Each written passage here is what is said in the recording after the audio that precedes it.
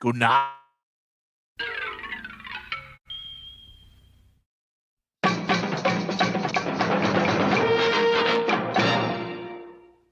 But that's all right.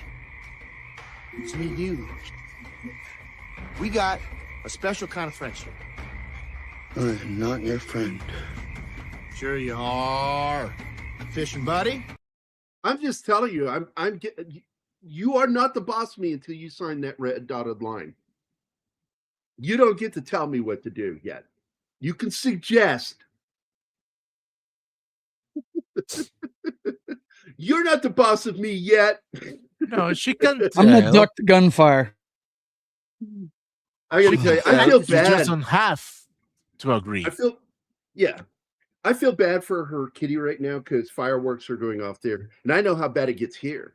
Like around midnight, this place is going to sound like a battlefield, and I'm not kidding. Oh, our dogs are going to be right at the foot of their mother. The cats in this house are going to be doing shit. Austria decided to scare off the immigrants? What happened? That's a smart idea. Start firing the fireworks You know over what? the immigrant areas. The thing is, fireworks have been banned in big cities like Vienna. So they canceled the official firework like a couple of years ago. The thing is, though, that they still sell them in shops and people don't give a shit. So private persons are shooting all around me, and it started hours ago. It's these kinds of people, those that do that we want here in America. See, that's an American sign. This Germanic people is no fun for you. No food for you. No soup for I would you. have 3 preferred weeks. they just forbid selling them and still give us the official one because that was beautiful. But no. So only state-sanctioned fireworks. Okay. All right, so I'm going to go through some really cool stuff in this. There's actually a history behind this, that the amount of Clark's Christmas bonus in the movie is wrong. And as a joke, real accountants have sent letters to Hughes and the director for years, saying what the amount was supposed to be, which was $14,233.50 is what that bonus should have been. But they forgot that Mr. Shirley said, add another 20%. Which, what is that? Well, I did the math for you. That is how much he was supposed to get for that Christmas bonus at the end of the movie. $17,080.20. Fucking cool shit, man. I'm looking back at the Christmas bonuses I got when I was with companies and corporations, man. It's like, oh, I got $200. I got $500. Now, the most I ever got was when I was with iFleet International down in Atlanta, Georgia. Technically, it was Roswell, Georgia. And I got $3,000 Christmas bonus 2 Christmases in a row. And I'm like, that was nice. Should have worked at Big Pharma. Yeah, instead I went into working for and it's ironic because I worked in the trucking industry.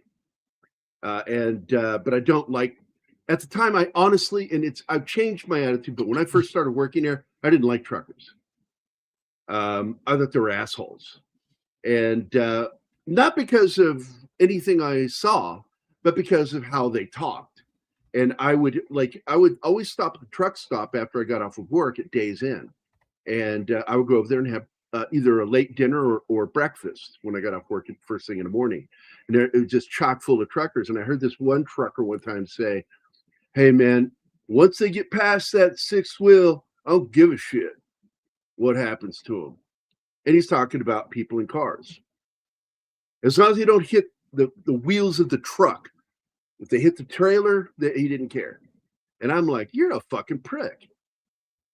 And so it caused me to have an attitude for years. But then I got to working for TruckNet starting in 1997. And I worked for them up into the 2000s.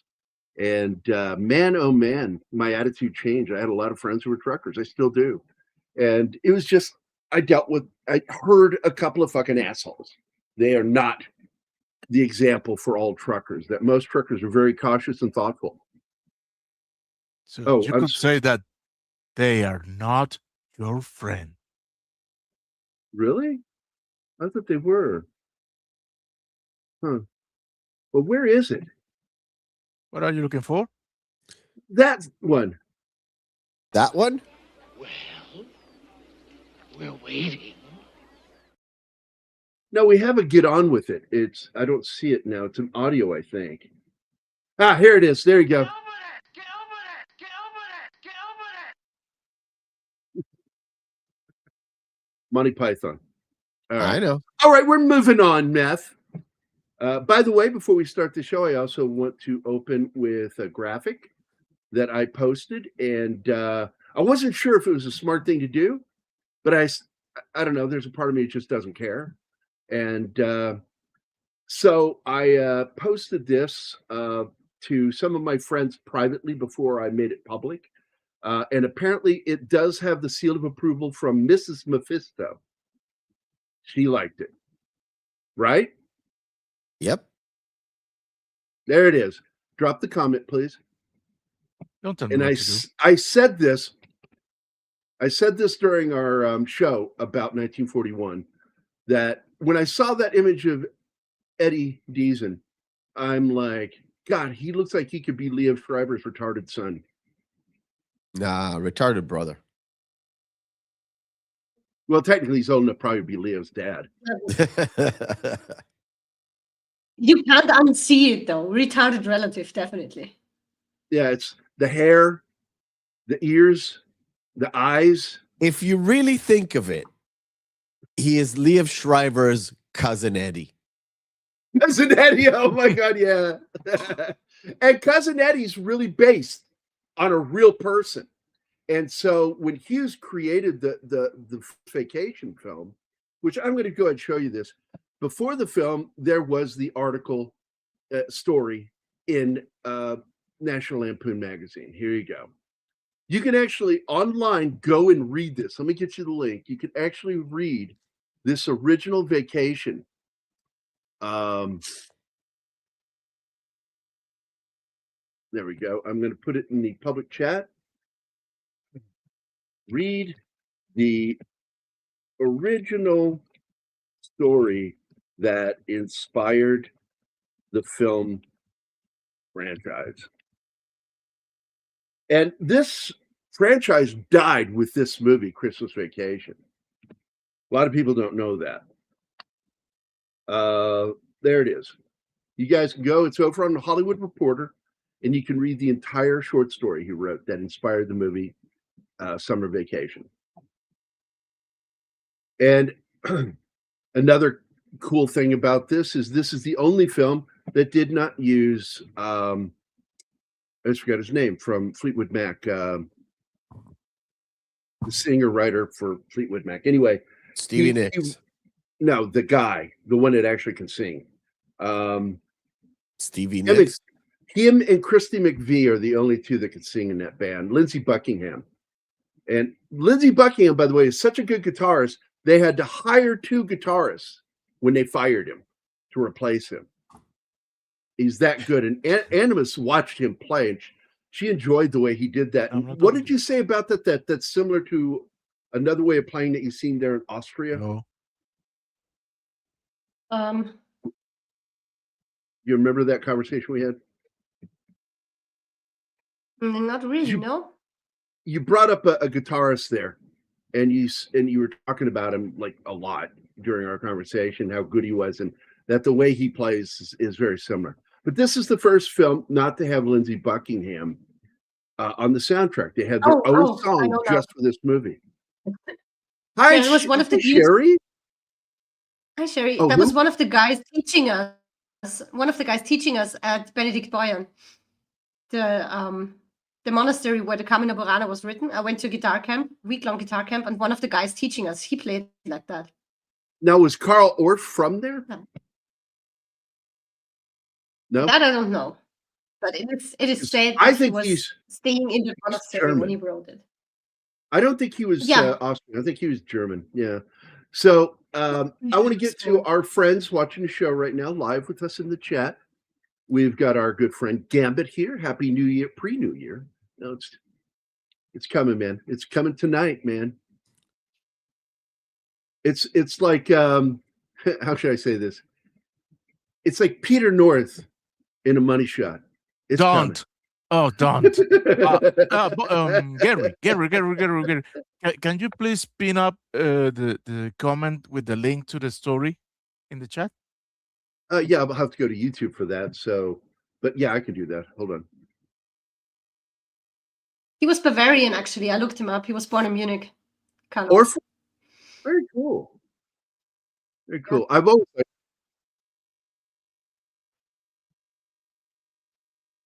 So it makes sense to retreat to a Bavarian monastery to write epic music. And it's a cool place. What else They can we make their do? own- their own By the beer, and way- it's fucking let all of us drink, even though some of us were only 15 like me. We all got beer. Yeah. Martin, can you get me Tom's PayPal? Because it's getting worse for him over there. And they're going after us right now.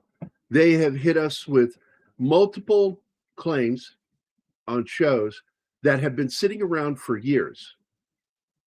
It's And- not. Ridiculous. It's not. And it's not It's anybody else. everybody. It's YouTube. It's everybody. It's their new AI scraper. Yep. It hit me for videos that have never got even close to like getting the copyright. And you Yeah, can't it's all the ones that I used to win, especially on my intro song. I can't win them anymore. I don't. So They need to get in I have- trouble for that bullshit. I have to, I I have don't- to change a new intro. They're going to get trouble by losing people. So They get a want lot to of money lose from They're people. not it. losing. They're not losing anybody. They're just getting rid of one crop and getting a new crop of Yeah. of people. Nothing I is don't- going to change. The content train is still on the rails. It's like remember the time where people said that Netflix is going to crash and burn because all the major, studios are doing their own streaming thing. The same is going to happen with YouTube. People who get frustrated and leave, you're just not going to be here when the train reaches some sort of destination. So I heard People are going Loki to go be on a frustrated fucking. and just hold on, guys.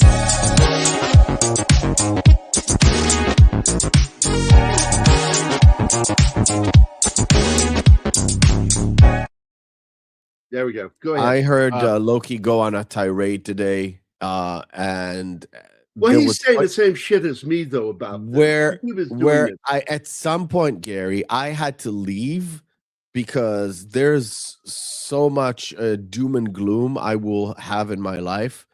If you don't want to do YouTube, don't do YouTube. But if you do YouTube, don't think of it as a job. If you get demonetized, just keep going. Just keep going. I know people who do Yeah, it we for do a this 'cause job. we like doing it. If you're doing it for a job and you're a small channel, forget about it. Like, just forget about it. And in terms of what happened to Tom, I got hit with this. I told you this. I think I told you this on the show. I got hit for the same kind of bullshit. It just takes a while to get your monetization back. Unless you got a major strike, you're just going to have to ride those 90 days, maybe even 120 days, and you will get your monetization back. Unless I think it's a still 90 major days. violation, you're going to get it back. Yeah. It sucks for Tom. I feel for Tom. The this fact is of just the going to matter make is, people not care anymore. well, that's a part of the plan. If you are into conspiracy theories and overreaching thought, but 120 days is too far. No, what I'm Gambit. saying is people won't. People just People won't won't- care to make content anymore. They let AI do it because AI is the The- boss now anyway. And we have so much AI crap already. There's But people who there's actually enough. do the work and create content, they get punished. there's enough people out there that are willing to take up the mantle of whatever other people are going to leave. I had a big YouTube discussion with Nick Rekieta before he was coked up. And one of the things he told me is there are 2.5 billion people on YouTube, and there are going to be more because you got the India market and you've got the Southeastern market. For sure. He was right about that. But there's always people who are going to do like the minimum effort to get maximum gain. And those guys don't make the money that you think they do. They just get the views. And you're like, in your brain, it's like, oh, 100,000, 1 million views. They're probably getting a lot. No. Yeah. Sorry. No. Yeah. Sorry. No. So I'm not a That's part okay. of the doom and gloom. It's like if you're doing YouTube, do it for the hobby. Unless you like become a big No, I channel. agree with you because if you are here to like make sure, because I never know if I'm going to get any money. It's like each month I'm like, okay, I'm not going to get anything this month. That's okay. Figure out what to do. But right now I don't have an income, a serious income, because I cannot change my income right now because of waiting for her to get here. Because a change in my income could have an impact on her getting her visa and everything. So I'm like, I get it. I'm in a tube just waiting for her to get here so I can launch and take, like I turned down a job. I turned up 2 jobs over the last 40 days. And this one that upset me was one was a storyboard job for TV. And I'm like, oh, I could fucking shit that out all day, because I cheat with my drawing now. So I can actually draw with my mouse. Because before I got my first stylus to draw on a tablet like I have, I learned to draw with a fucking mouse. And It's so all right. can I draw still with do my mouse artwork. too. I just don't do anything good. Well, it takes me 3 times as long when I do it with my mouse because it's harder, but I do it. But anyway, Slasher Fred, this movie is a different approach. Well, it's not just a different approach, it's a different kind of film. This is actually a real family film that you would expect from John Hughes. And the thing that made me sad, because, he was like really close friends with Candy, that he didn't get Candy in this movie because he's in the first movie. But I thought it'd be great if he played a different character and was in this movie somewhere. And because look, man, I admit it, I'm a fucking John Candy fan. I love that man. And that they work together so much, close relationship, it just makes me sad. The only thing I hate in this movie is Juliette Lewis and her fucking gigantic peanut head. Look at her fucking forehead. It looks like it's gonna explode. How dare you? It's like, oh my God. And also, she's one of those people that I don't like looking at because for some reason her makeup or whatever makes her face shiny. And I don't like faces that are like plastic shiny. It looks weird to me. You know what Sean says about people who have a gigantic forehead? They have a 5 head. Yeah, 5 head. It's not a 4 head. Yeah. That's not me, And, that's but Sean. So I wanted to say hi to Slasher Fred and Penny. And let's see, we got some good comments here. Let's see. National Lampoon's Vacation 83 is definitely a hilariously wacky film. And again, at the top of the chat is the link to read the original story. And one of the funny things about this film is the neighbors. One of them played by, of course, Juliette Louis Dreyfus. And she was originally going to take over Beverly D'Angelo's role because Beverly said she didn't want to come back. And but Hughes personally went to her and said, look, you are the only what's her first name? I forget her character's name, but you're the only one that can play that role. I'm begging you, please come back. And so she did. And it was wonderful. And I think part of the problem with her is Chevy, because by the end of this film, the main cast signed statements that they would never work with Chevy ever again, which is why there was such a leap. You didn't see another movie until 97 with Vegas Vacation. And by the way, one of those people was John Hughes. And Hughes refused to come back for the Vegas Vacation. So it's one of the stories not based on anything he created. And I like the Vegas Vacation film. It's its own thing. But I would have been happy, you goddamn right. I'm a man's man. General. Yeah, he went on a date with Travis last night. Yeah, I went on a date with my buddy, Travis. And we have been mistaken as gay partners many times. Because when you meet Travis, like he kind of set off my gaydar when I first met him. I'm like, and so I didn't say anything to him, but he talks like this. He's a very, very upbeat. Let me tell you. I'll tell you. He talks like Colonel Sanders? Yeah, he's fucking funny. And he's really smart. Great writer. Talks like great Matthew creator. Vaughn in your open video? He's also worked in film. Oh, no, wait, Matthew Vaughn. He means Vince Vaughn. Vince Vaughn. Oh, Vince Vaughn. Vince Vaughn. Yeah, like Matthew Vaughn's a director. Yeah. Just drink your drink and shut up. Hey, man, And I'm recovering from yesterday. Give me a break. I would open a champagne on once like New Year's hits, but I'm very sick and I don't have any champagne. And by the way, you should Holy only crap, pronounce champagne the way Christopher Walken does. Champagne. Champagne. And it's so funny when he says it. The scene where Clark can't stop cursing is one of the funniest scenes, which leads to a little bit of trivia too, which is that him and Hughes wrote that rant in one night, and they went to do it, but he couldn't memorize it. And the worst part was everything he said would cause somebody to laugh. And eventually the cast was warned, don't laugh. We have to get this recording. So they were sitting there like pinching themselves and shit. And they wore little placards around their necks with each bit of dialogue on each one for each person, which is why a bulk of that scene was shot with their back to the camera so they could do that.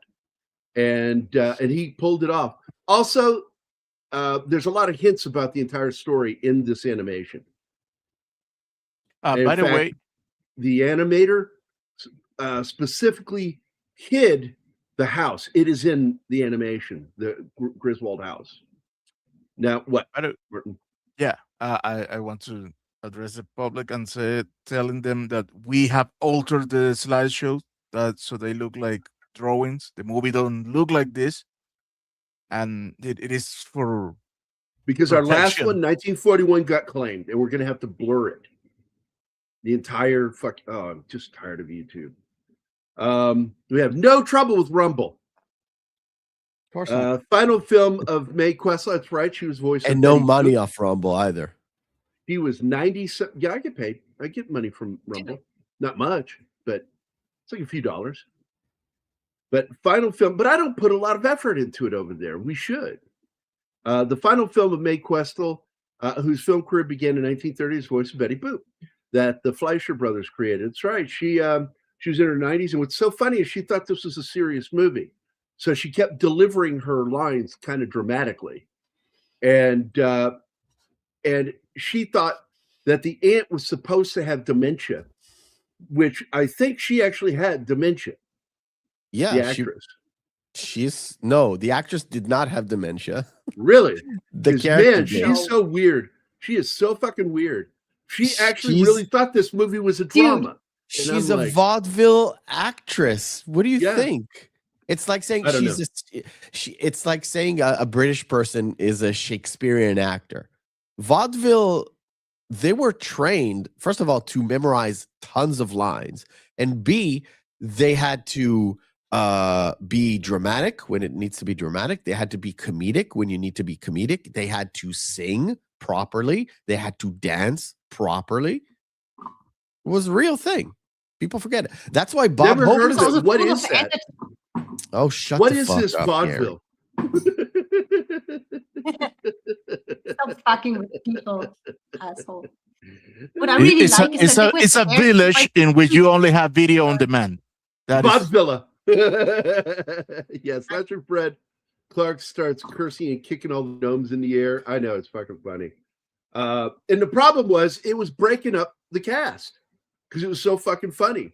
And I love it. By the way, this is one of the stunts where he got hurt because he wanted to drive the car when it slides to a stop. And they did not expect, thanks. That flower's petals look weird. So when he crashes in the snow, that's him driving. And it ended up hitting his chest into the steering wheel. And everybody like that was in the car with him got jerked, but he hit the steering wheel and it bruised his ribs. Funny little story because he wanted to be seen by the camera. Chevy Chase lived the better part of his life in pain. Yeah. Well, he was an addict. A lot of people don't know this, that part of the asshole thing started coming out of him, you know, because look, he was a narcissist, okay? Raging narcissist. But the fact is, he would hurt himself doing stunts, like when he did the Gerald Ford gag on Saturday Night Live. Yeah, he did a those lot gags. of this shit. He did a lot of this shit to himself, but Yeah. he was living with a lot of pain. Just imagine what would happen if he didn't take those fucking pills. Right. Because I think that his narcissism he kept down. But by the time he did this film, he was in the middle of his addiction. And but anyway, the only stunt in this film that he didn't like doing was when the tree exploded, because it really fucking exploded. Yeah. And that shot of him with his eyes opening up at the explosion, that was for real, his reaction, because he had a camera on him and on the tree. And the stunt with the ladder, when you don't actually see his face, it's not him. Not him, but that's him. When Realistic. you see his face, It's not it's a part him. of the script. When he falls and slides, that happened.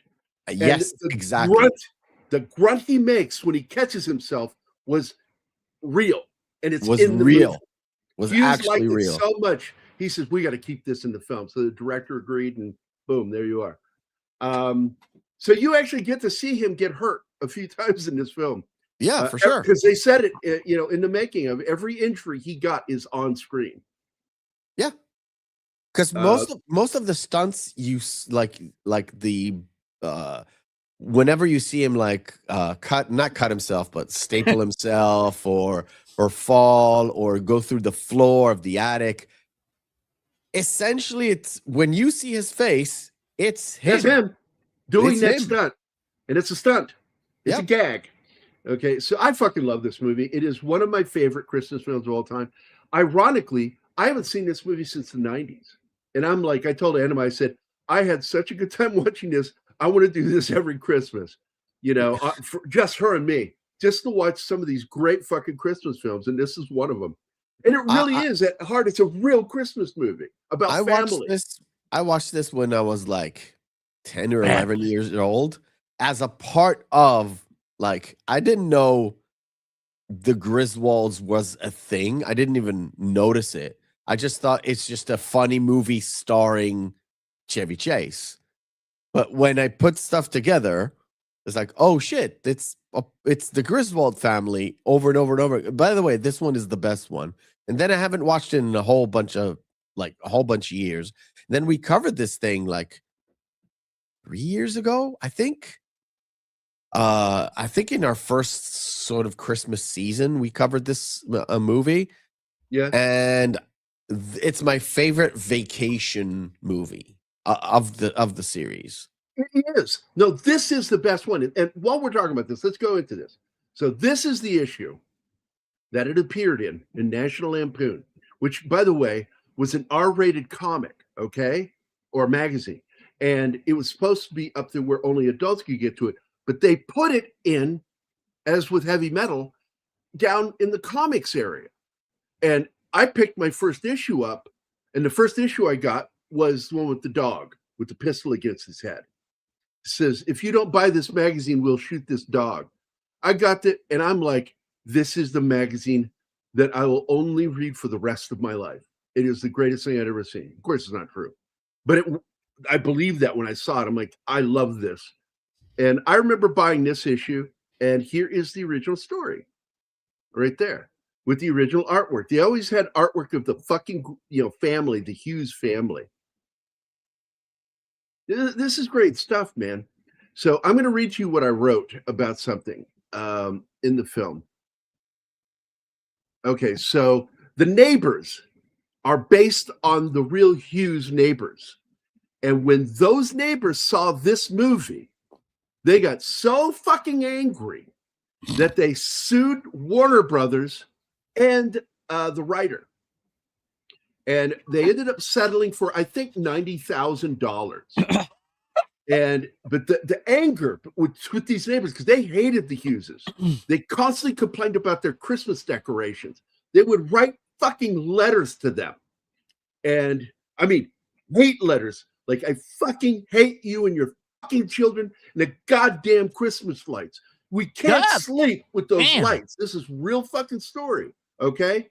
So they were so pissed about this movie, they sued him in the studio. They made, I think, a $90,000 settlement, which allowed Hughes to retain the original hate letters, which he had them individually framed and put on his office wall.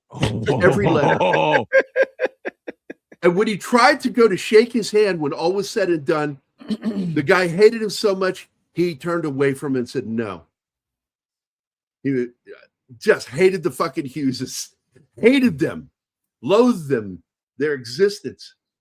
Hello, Sally Forth, and I have something special for you. Pick yourselves up and Sally fuck! Sally fuck! Sally Forth. Yeah, I love that.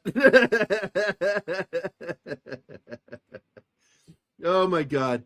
By the way, Penny, just so you know, I went through 16 hours of Lost in Space, and I could not find that line. I guess it never happened. I could have sworn he said, Penny, my precious. I swear that Dr. Smith said that. And apparently no. What he says is Penny Precious. No, I couldn't find that. I could not find that. And the one I thought it was the one where he becomes King Midas and anything he touches is gold, and he accidentally touches her. And he becomes so depressed that he just wants forgiveness, that he'll pay any price that's necessary, if it's even his life, to bring her back and give her life back. Oh, I fucking love that episode, man. But not in there. He does call her Precious in that, but he never says her name before it or after it. It's in his little diatribe to the alien entity that gave him the power. I think he's a robot, an alien robot, and he says she's just so precious, you know. And I love that show. I really did. Even when it got weird with the fucking vegetable people, that was just so fucking weird. It's so off the wall. But I love that story of them being so pissed. And Juliette Louis-Dreyfus was, like I said, set to play Mrs. Griswold, but because they were able to get Beverly D'Angelo back, it changed. By the way, I was talking about this before the show, that Beverly D'Angelo, like, I don't know how she pulls it off. She's so pretty, but she's got like a weird row of front teeth, top teeth. They push forward, which is why her lip is up the way it is. Has that Habsburg lip thing going on. And she's got gigantic saucer eyes. And individually, they're like really weird. But somehow she pulls it all together and it's just gorgeous. She was aging gracefully, and then she got stuff done, and that's when it gets ruined. Like, instead of letting nature run its course, they got to go get their lips puffed up or their eyes and the fucking shit shoved into their fucking head. Oh my God. I was watching another episode of Blacklist today with my wife. There was an episode with Beth Broderick. She's one of the aunts from Sabrina the Teenage Witch, the TV show. And she aged very gracefully, but the neck gave it away. She had the old crone's neck that was not, it's not a good look, but you can tell, because her face is like gorgeous. It's just, it's aged. That's all. And I told my wife, now that is an actress that did not do anything to her face or anything, because there's such a deep appreciation for that. You can tell. You can tell. Yeah, I wholly agree. By the way, I'm going to go ahead and do this. You'll see it later in the film. For those of you that are just popping in, my buddy Jeremy is the SWAT member here he's a former U.S. Marine. And the guy has the worst trigger discipline I've ever seen. He's got his finger all in there like it's his girlfriend on prom night. It's just, God, man, get your finger out of there. But that's my buddy Jeremy Roberts. And he just called me like, what was it, 2 weeks ago, Danny? It was 2 weeks ago, right? Yeah. And it was so good to hear from him. But man, I pray for him. I really do. He's in my nightly prayers. I just worry about him. And then I wanted to show you the houses. So the Griswold house right here is famous for a lot of stuff. The two things that pop into my head one is that is also the Stevens house from Bewitched. But of course, it's also the Griswold house in this film. It is on Blondie Lane in the Warner backlot. And I'm sad to announce that all these houses are all gone. It was torn down to build sound stages. So, and right next door to it, the neighbor's house in the film that Julie Louise Dreyfus and her husband live in, that is the Murtaugh house from the Lethal Weapon films. And it was also the main house in the movie American Beauty with Kevin Spacey. And boy, oh boy, the house is gone. You can see it did not age well. See the bowing up in the roof? Yeah. Yeah. Means it doesn't have a solid foundation. Well, nobody actually does live there. Nobody lives there. It's not a real house. Some of these houses are just facades. There's no back to them. Yes, you could say a backdoor joke on that one. In Universal, I had the privilege of going into the cul-de-sac where they filmed Desperate Housewives, the Terry Hatcher show. Right. Yeah. Was it Desperate Housewives? Yeah. I haven't seen the show. Yeah. And then the tour guide said, now we're going to go and to the Lions Estate. And we went to the Lions Estate, and you only saw the two sides, but the road to it was blocked because they were working on redoing the entire street. Because the Lions Estate, besides having like Marty's house, a lot of houses on that street were used for different films, so they had to renovate all of them. We got some more people popping in. My friend Shirley Levis here.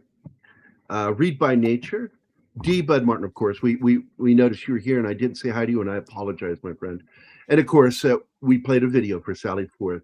Good to see everybody. I hope everybody has a safe New Year's tonight.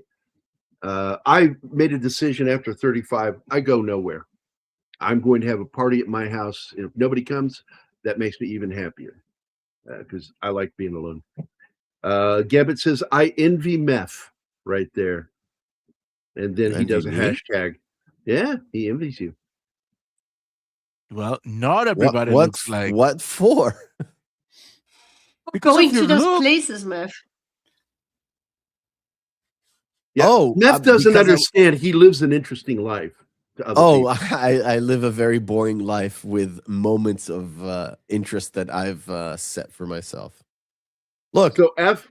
I wanted to go into the Warner Brothers lot. There wasn't enough time. We didn't want to have a vacation in LA.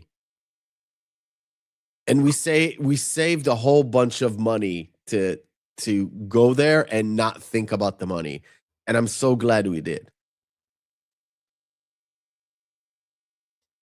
It's very costly. Let's just say that. It's just, yeah. Shall I continue? Please Yes, do so. please. No, I was going to say, if you're going to fly 10, 12, 15 hours to go somewhere, you better take advantage of seeing as much as humanly possible before you come back.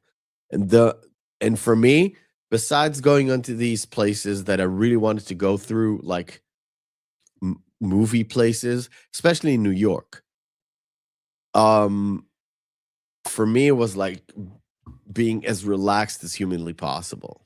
Because there was a point where I actually did need to go on vacation. A Christmas vacation. No, just kidding. It was a Passover vacation. So Easter.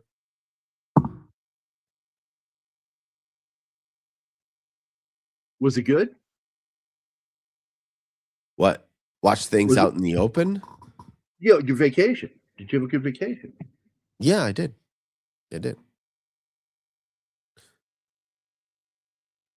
I was riding high for about a couple of weeks after I got back. I didn't even care what the fuck was going on.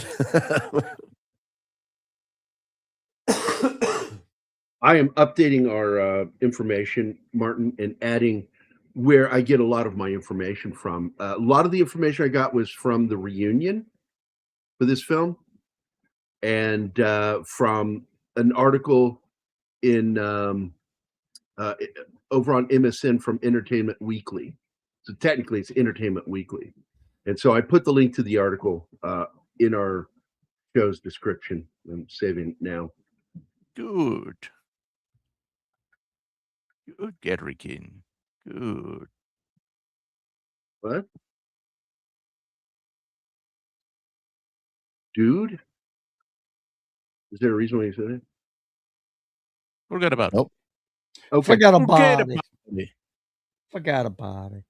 So it was during this reunion interview that a lot came out. And in fact, it was from Beverly D'Angelo, who told how they had little cards, plaques strung around their necks with little chains that couldn't be seen by the camera behind them for him to see all his lines for that rant. I think it's great. Also, I wanted to tell you there are, and I swear to God, this needs to be a show, and the show needs to be called Stunt Squirrels, because that was something that was done later to add to the film, because they were having some trouble with some of the comedy, and and the executives were saying shit to them back, giving them notes, and so the idea came up for doing a squirrel in the tree, and so they had 3 stunt squirrels, and I swear to God, that needs to be a cartoon. Stunt squirrels. Anyway, their names were Peanut, Cashew, and Pistachio. One was trained for the running scenes. One was just for being able to stop and pose. And the other one's job was jumping. Anytime they needed a big hop or a jump, that was the other squirrel. And that's the one, and I think it was Pistachio, that got loose and they had to shut everything down for 4 hours on the set in order to find the squirrel. Finally, they found it in Juliette Louis-Dreyfus's trailer, and it was in her personal handbag, which had crackers in it. She's one of those people. I've known people like this. They fast all the time. Women in particular, fasting all the time, and they have crackers in their bag so they can pull them out and snack on. She's one of those people. And it was in there. They got it and brought it back to set and finished all the shots. I think they did them all in one day. One of the other additions to this movie that I think is great is the dog. That Rottweiler. I love Rotties, man. They're great dogs. I won't ever own one because I have a rule that I don't want to have a dog that I can't knock unconscious if it goes mad. gets rabies or some shit. Like, I have to be able to knock the dog out.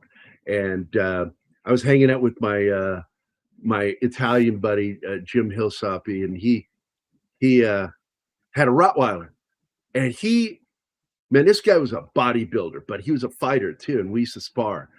And he hit this fucking dog a shot, like in the side of the head while they were playing. And that dog was like, "Fuck yeah!" Like, "It's down, let's play." And I'm like, that was scary to me. He hit what I would, if I got hit like that, it would have jarred me. Wouldn't have knocked me up, would have jarred the shit out of me. That dog was like, "Play is on, let's go." And I'm like, I will never own a Rottweiler. They're great looking dogs, and they're also really well behaved. I've never met an unfriendly Rottweiler ever. They're just like dumb dogs, just love play. But the closest thing to it is a boxer. Now, I've owned boxers, and boxers are like that too. They're spasmic. They're just big old spazzes. And I love the Rottweiler in this film. And what's amazing is if you pay attention to the story of the Rottweiler, it echoes so many of the things that you're about to see. It's kind of like a prophet of what's about to come in each scene. So like every time you see the Rottweiler, something will happen. It's like the red doors in, or red, period, in the movie Sixth Sense. Red is a warning that something supernatural is about to happen. So when you see the dog, shit's about to happen. With water usually, or liquids. Another cool thing, remember the gross cat food Jello in the movie? Mm-hmm. That was real. Yeah. It was real, and they ate it, and everybody got sick. In fact, you can see the scene when Beverly D'Angelo is sitting there. I mean, they were throwing up from it, is what I mean. They're not like in the hospital sick. No, they were throwing up. It was so gross. And Beverly D'Angelo took a bite, turned, and was doing her best to not ruin the scene. And you can see her. She's like, she took the bite, she leans back, and she just turns her head like this to look over at Chevy Chase. And the look on her face is not a good one. And that was the moment she was about to spew, and she did. They got the shot, and then she threw up. The door of this house was used for a lot of films, including, like I said, it's in Lethal Weapon. It's also in other films. But there's a scene where a guy got shot at the front door. And it was, what was that show called? Sledge, the 1980s action detective series. Sledgehammer. Sledgehammer. It was. Yeah. Sledgehammer. And a guy got shot there at the front door, and there was blood all over the door, and they couldn't get the blood off the door. So it's in the movie, this movie. If you look, you can actually find the blood splatter on the door. I love E.G. Marshall, man. What a great dramatic actor.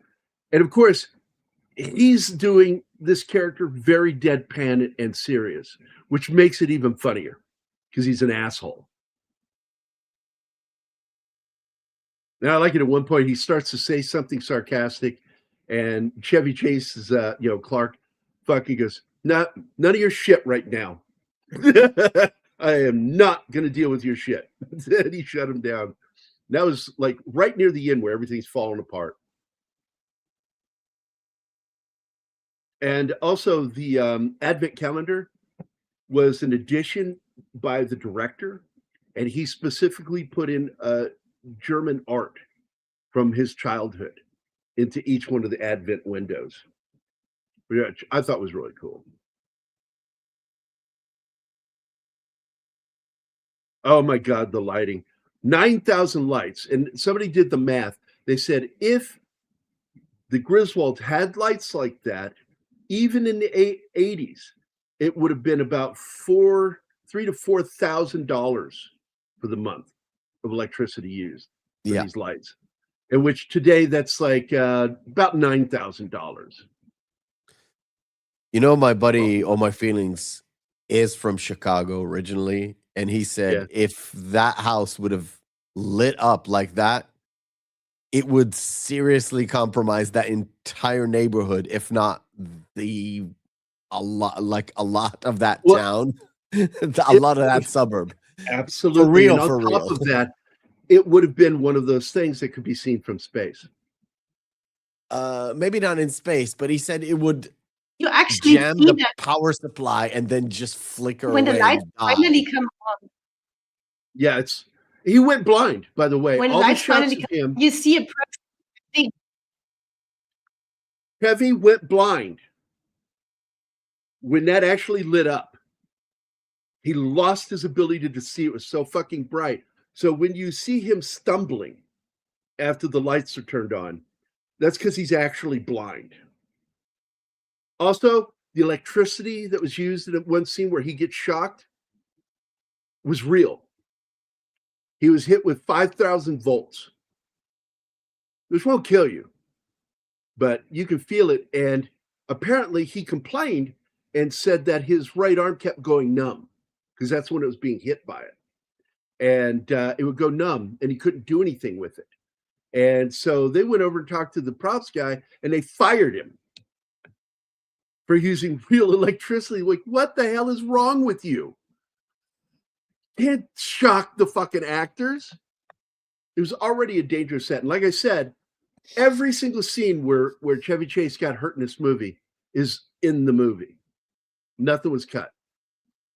In fact, Hughes thought it would be great to use those moments, specific moments, because it's the best reactions when he actually gets hurt, including when he fell off the roof or fell and caught himself. He says, that grunt you hear, that was real. That was him hitting that roof edge. Like, that shit was great. E.G. Marshall was also on CBS Radio Mystery Theater, and he was also in the original Creep show. That's right. He was the guy with the bugs at the end, the last episode segment. That was one of my favorites. My favorite segment from that movie, though, is Something to Tide You Over. It will always be my favorite.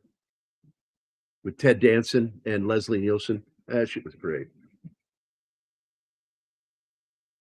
The Creep Show is absolutely a terrifying queer in a queer and convincing way. Yeah.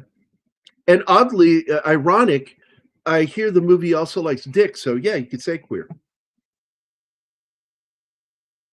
There's an outtake from the series Spaced where Simon Pegg stabs a toaster with a fork and gets shocked.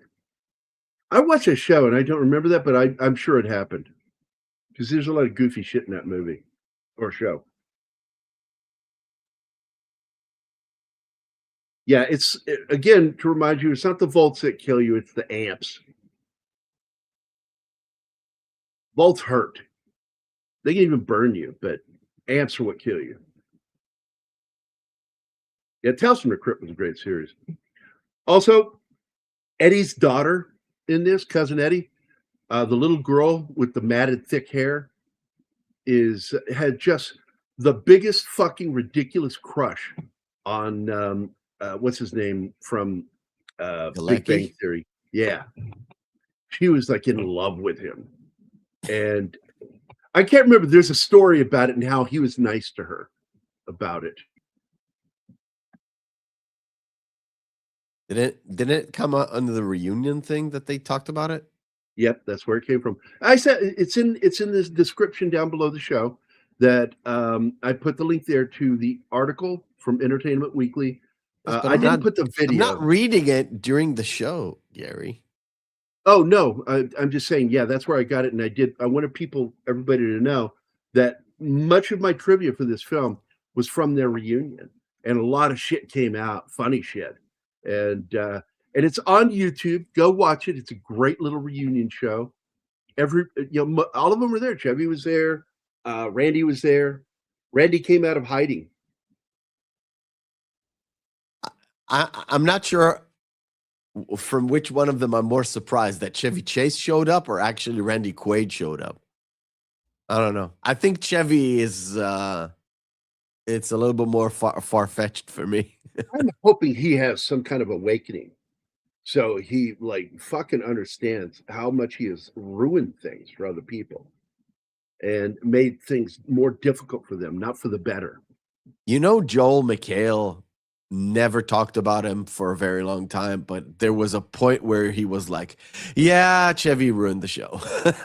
Chevy ruined. He talked also about how it almost came to blows between them. And Yeah. I wouldn't want to fight fucking what's his name that you just said? Chevy. No, not Chevy. Joel McHale? Why? Joel McHale. That dude started studying fighting, and while he was making that show, it started pounding the weights. And he is really fucking strong. And Yeah, I know. The fact of the that's why matter when he is, took his shirt off, you could see how cut he is. And the fact of the matter is, Joel McHale was perceived at the time as a jokester behind the a Chevy scenes. Chase type. Yeah.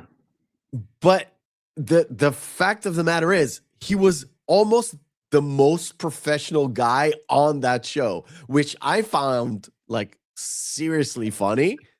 But yeah, he was the most. That comment down below is also Yeah. funny. He almost blew him. Yeah. By the way, Almost blew him away. by the way, having Tim here, we have to do this. By what name are you known? There are some who call me Tim? Did that go through? I called him Bob. Yeah. Okay, so Sanders here too. What's up, buddy? Yeah. Sanders like, only one more hour. No. No, Only four two more minutes, Sander. 4 more minutes to your video. Two more minutes. I should make it. I love how they pulled off this snow, man. That was great. Because this is Los Angeles, man, Hollywood. I mean, they were using this fake salt material that they use. It's terrible, by the way. It's Well, they also terrible for brought your in health. real snow, and they did a scene, and Galicki was like, he says, we did this one thing, turned around, and all that snow that was right behind us that was in the scene is gone.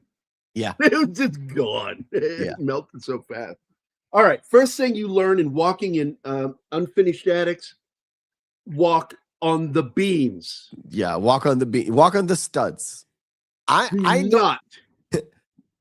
We walk on don't the have ceiling. like wooden houses here. We have brick and mortar houses.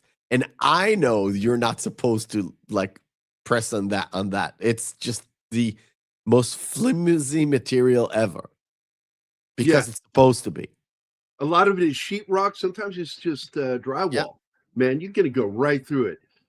Sander, I'm glad you brought where was it? I had it on there. Baka. No, he said something about Chevy Chase. There it is. Who was that? No, that's it Tim, was not Tim. Sander. Tim. So I'm glad you brought this up because Fox bent over. It's the second time they've done this, historically. The first time they did it was George C. Scott and Trish Vanderveer when they did a show called Mr. President. And George C. Scott was playing the president. It was the first sitcom for Fox. And they bent over backstage and we're going to give you the world to be in this show. And we're going to guarantee this will have a good run. It lasted part of one season, then they canceled it. And George C. Scott refused to work with 20th Century Fox ever again because of it.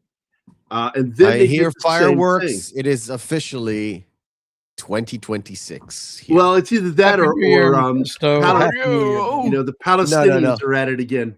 No. I can tell a bang from a boom.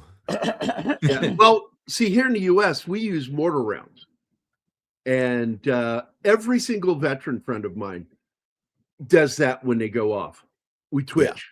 I get it. It's unnerving. I used to shoot mortars. Yeah, I get it. Yeah, mortar rounds are loud and they're concussive. Yeah. You can actually feel it. And I fucking hate them. I hate them. It's the one thing I don't like about them. We fire them off around here. And I the shot cats here in the house an lose their 80 shit. millimeter. I know.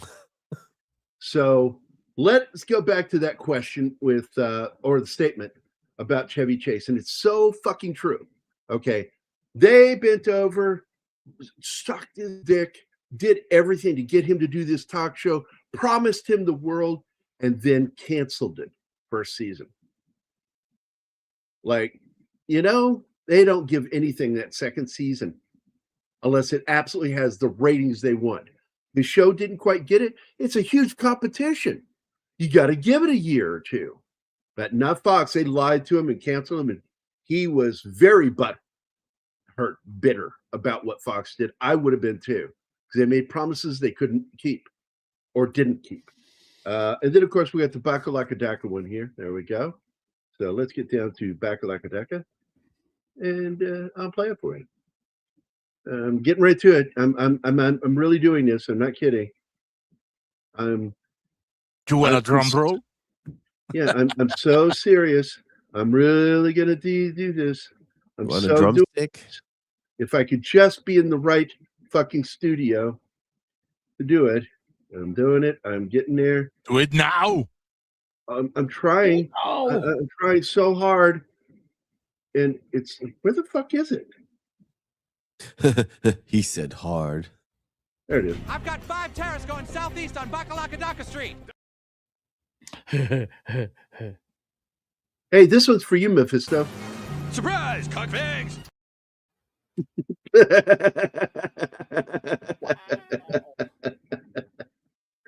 Oh my god.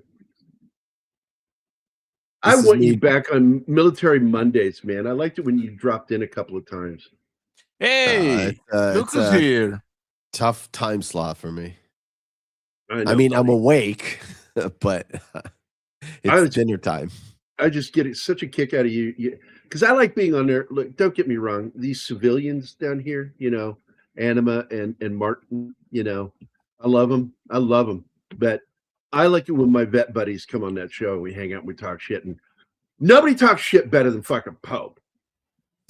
Okay? Pope is I the love my most- civilian friends, but they've never fired an AK-47. Yeah, it's like, unless you know the distinct sound of an AK-47, the preferred weapon of your enemy, and it makes a distinctive sound when fired at you. when fired at you, that's You the fired best at of that you. life. Yes. Okay. I actually shot an AK-47, and it's a weird Chinese knockoff version of it too. Right. Okay, They so both- there you The go. SKS. I'm, The I'm SKS. good enough, all of you. Are you really Fuck gonna- them. Fuck up, Kyle! Go ahead and play it. I'm okay. Go ahead. No, all right, Zax man. is here though. Yeah, I know, but he's going to play the video. So go ahead and play the video. I already did it. No, you didn't. Well, fuck you, Kyle! There you go. Now you played it.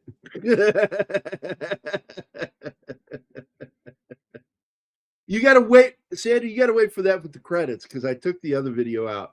I just want it on their credits. I think that's so fucking funny. Matt Damon. Anyway, Mae Questel's final performance as Betty Boop was actually just the previous year. And oh, that's right. That was her. That film was a parody of, yeah, thanks, Martin. There you go. Jesus Was Christ, a you're a parody of crybaby. Chinatown in which, no, I'm not. That film was a parody of Chinatown, which I think that's part of the reason why I liked it. It had that feel, that the Jake Gittes detective character. I fucking love that, man. I like that movie. It's kind of weird, but what he pulled off in that, and that was Zemeckis, right? Hello? Martin, anybody? Was that Zemeckis that directed? I forget who directed that. I don't know. What? Who Was that framed Bob- Roger Rabbit? Yeah, Yeah, that's the That's Robert Zemeckis. Yeah. yeah, thought so. Because he liked working with animation and puppets, and like his segment of the Twilight Zone movie was a remake of the Billy Mooney segment from the original series of the kid who's all powerful, can create life and destroy Yeah, life. and he creates this elaborate puppets and shit. Yeah. Yeah, it's a fucking great segment. Zemeckis, man, with those fucking, the shit he did with Gremlins. Guy, I just love the guy. I really do. So, but that's really cool, Gavin. I do. Gremlins is Joe Dante. Okay, then it was Joe Dante. No, Joe Dante did Gremlins, and Who Framed Roger Rabbit is Zemeckis. Robert Zemeckis is awesome. And Dante loves working with puppets. Robert Zemeckis just likes working with making your eyes pop out of your head by cool looking effects, man. I mean, Damn. Inner Space I is one always of my conflate favorite those movies. With him, Dennis Quaid, and Martin Short. I love that movie. Hell yeah. It's killer. It's got great special effects in it stuff. That's Of course, on our list. I've already made the thumbnail for that one because I want to do that. I basically want to start doing weeks dedicated to certain actors or directors. Yeah. And I've been putting it in. You're not in a private group with us on Facebook, which I wish you were, so you could see some of the things we're putting up. I want to do films dedicated to certain. You're talking to directors me. and There is no chance you'll see me on Facebook. Well, I'm primarily on there now just for the group thing. My sisters, oh my God. Okay, my sisters. These are the same sisters that I said, if I wasn't related to you, I'd have nothing to do with you. Back in 2017. Okay. And hold on, there you go. No, I was gonna make you, there you go. And then there's this one. Hold on, there's this one.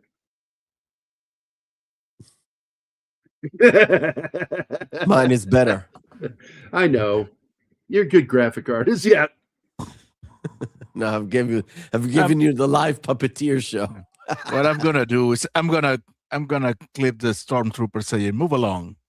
Yeah, Move along. Nothing to see here. Move along. But anyway, I was trying to tell you, they created a private group for us. I got added to it. And I'm like, why did you add me?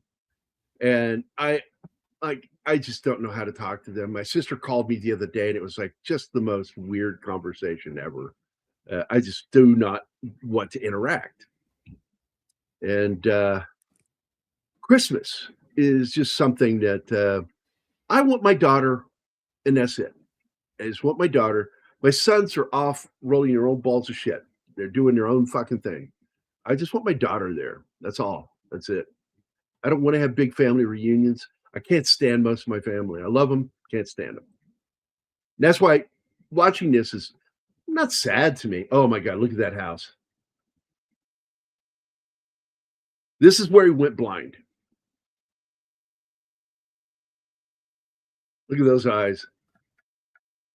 That should be enough to melt any amount of snow on that house. Oh, there's no snow on that building.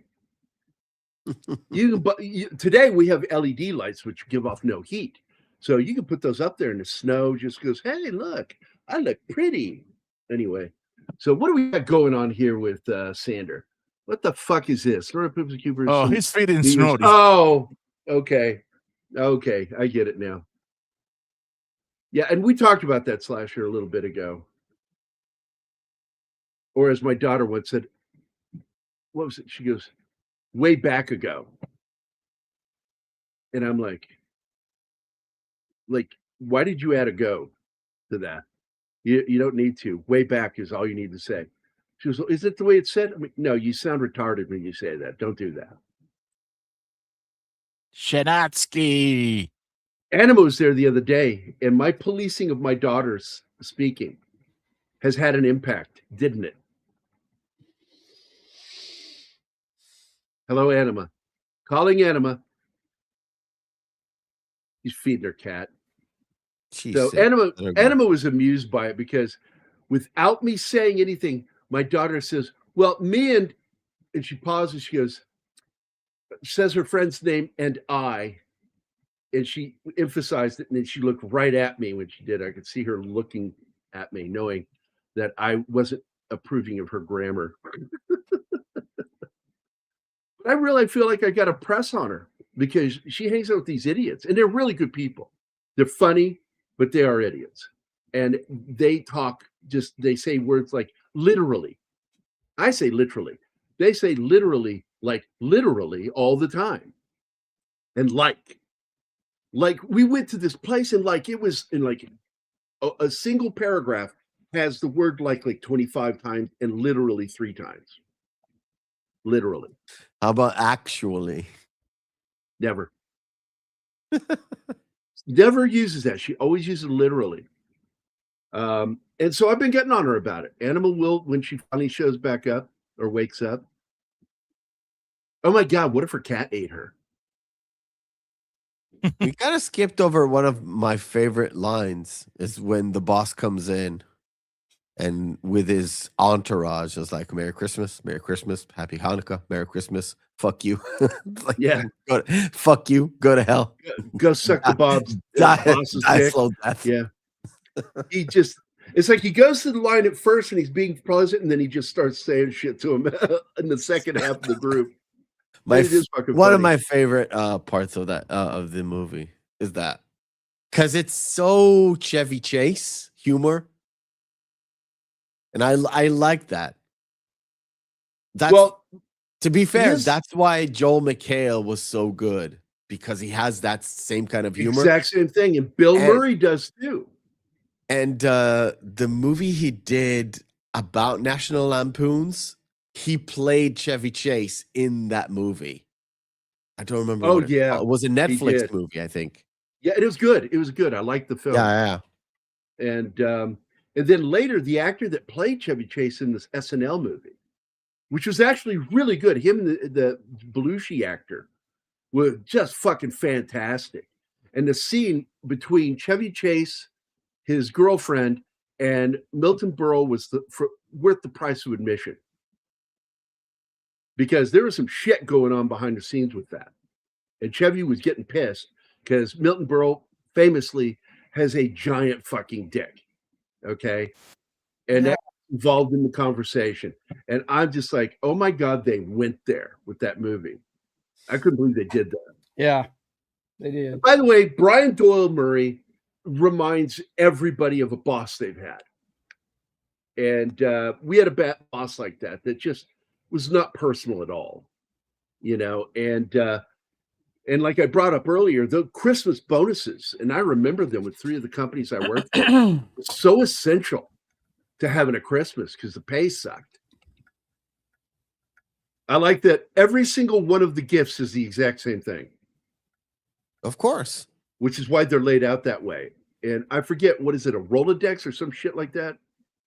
No, it was like Calculator? a Parker pen or something stupid. No, You remember look at the them. They're time all where you shaped- they're shaped like boxes with a tall top. So they all match like an L in a row. All these L's in a row. And I believe they're either Rolodexes or possibly, it's not a Tinky calculator, but I think it's a Rolodex, a business Rolodex, corporate. remember the type. time where bringing somebody a Parker pen That's was cool, like right? this? Oh my God, it's a Parker. It's like, okay, I guess. Yeah, Parker pins. I hate those things. No, they are desk organizers. They have like a compartment where you can put the pins and one for pens and shit. Yeah. By the way, did anybody catch at the end of the movie when his wife turns to him and they're getting a little lovey-dovey? She pushed her finger into his dimple. Yeah. On his chin.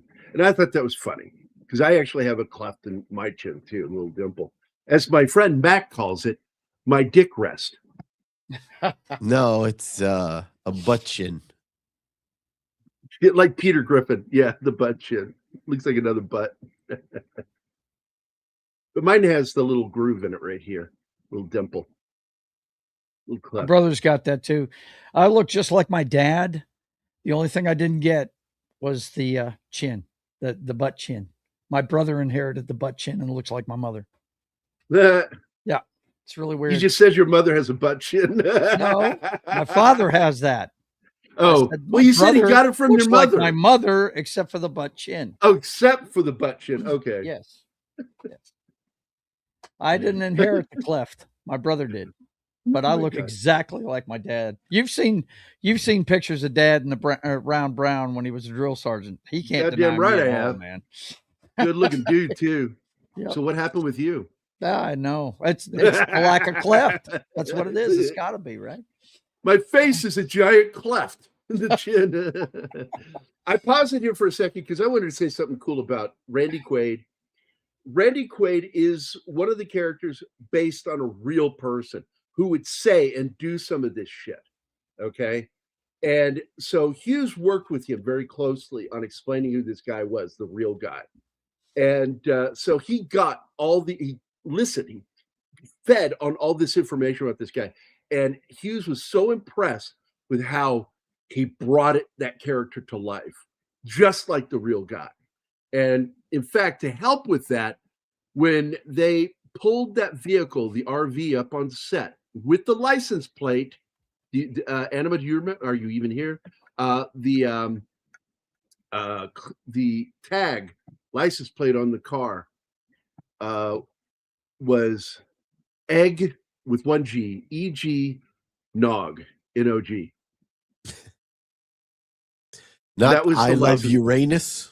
Nothing like that. He fucking has a license plate that says eggnog. And he says he's a nut for eggnog. He loves eggnog because in real life, the real cousin, and he wasn't actually a cousin. He was like married into the family. He wasn't any blood relation. And he fucking loved eggnog, man. Just drank the shit out of it. And I love that story about what he did is that he never left the set. He lived in that fucking RV while they were still in Quaid? pre-production. Randy moved into that thing, and it got to a point where some of the shit he was wearing, like his robe, stank. It really stank. And people are like, you need to wash the robe, because he's walking around in that fucking robe all the time, for real. And he lived in this thing, and it stank inside the fucking RV for real. And the beer cans outside the RV were his. I know that there are some actors who just don't give a fuck and wear the same outfits that they wear on set and stink and do it on purpose. And then when like an AD comes in or some sort of producer comes in and tells them, look, we need you to wash. And the guy would say, well, I'm method. I have to be in character all the time. You do, but if not he us. was in the character all the time, he wouldn't have said, I'm in the character all the time. It's so stupid. Hollywood are stupid sometimes. Well, there are 2 movies with Randy Quaid that I really like him in. Well, actually 3. One of them is The Missouri Breaks with Jack Nicholson. And there was another film done back in the 70s that he was in with him, where they're in the Navy and he's a prisoner that they got to travel across the country with. And they have a fucking riot time. Just going to have fun.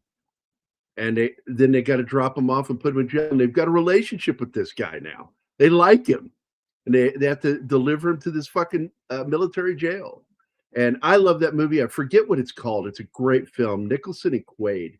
And then Nicholson is also in another little film from the 70s called Paper Moon with Ryan O'Neal and his daughter. Sanders says The Last Detail. The Last Detail. That's it. Thank you, Sander. My God, man, I fucking love that movie. I love that movie. And I got to tell you, Nicholson, I don't think ever served, but he really does a good job when he plays military people. He does it with respect to the individual, and he functionally acts like somebody who's in the military, because there's a behavior. And I don't know if you ever heard of this over there with the IDF, but Joe knows this one. It's called military bearing. And it's something we take with us when we leave the military. And it's so funny because I'll look over and I'll see somebody and I'm like, you are in the military. You've got a very strong military bearing. Oh, we kind of have that for the higher ranks. The grunts, look, because we have conscription. It's very difficult. You don't want to be Essentially, there. you You're say there. It's like the draft was essentially- during the Vietnam War. Yeah. Right, Yeah, Mhm. It's harder. essentially 50% of the population was in the army. I mean, more than 50%, but Right. whatever. Mhm. But you got guys that don't want to be there. Yeah. you got a lot of guys that don't really want to be there. Right. Yeah. Mhm. A lot. But if you're talking about like the higher ranks, you can tell if somebody has like a I don't know, a battalion commander or whatever. All that stuff. Mhm. That you kind of can tell if he's on like on civics, on civilian clothings. Mhm. Even if he doesn't serve at the moment, you're kind of like, I think you did something really deep in the army. You were there for like 10 years. Mhm. You can tell. Yeah, because I served for 8 years. Even though I was in the IRR, I still served in the reserves. They call it the inactive reserve. And um, I love drilling. I love to go and go on drill. You know, it's reminded of the things I really enjoyed doing and not the civilian crap I had to do. Well, And it's a regret because I had a kid. I was in active reserves for 20 years, and I did do a lot of drilling, and I did not like it at all. 20 years? Yeah. I've never heard of that being that long. It's usually 8 years here in the US. It's not the same kind of reserves. Okay, I got to give a compliment to this chick. She was given permission to basically fuck with Chevy Chase in her scene with him at the big department store. And she made him so fucking uncomfortable that a lot of the humor you hear him saying he's struggling with because she was causing that with him. It's very nipply. Yes, he's very nipply. Nippy. It's a tad bit nipply out there. And she apparently really got him on edge about it because she's got great knockers. There's no question about it. Almost as good as Danny's. I think, is Chevy Chase still married to the same lady? Well, I don't know. By the way, hold I'll on. check. I wanted to address this comment here. Let me see. It's one of the comments from Gambit. Yeah, here it is. Got it. All right. So the guy's name is Otis Young, dude. He's a real actor. He's been in other films. But I think this is so fucking funny that you said this. It's where Randy, Jack Nicholson, and the black actor go. He didn't even look up the name of the actor. And I happen to know because he's been in some good fucking movies. Okay. So Chevy was married 3 times, but ever since 1982, he's married to the same lady. They're still married. So that's great. If He he's met the woman uncomfortable, that puts up with this shit. if he's uncomfortable, that's why.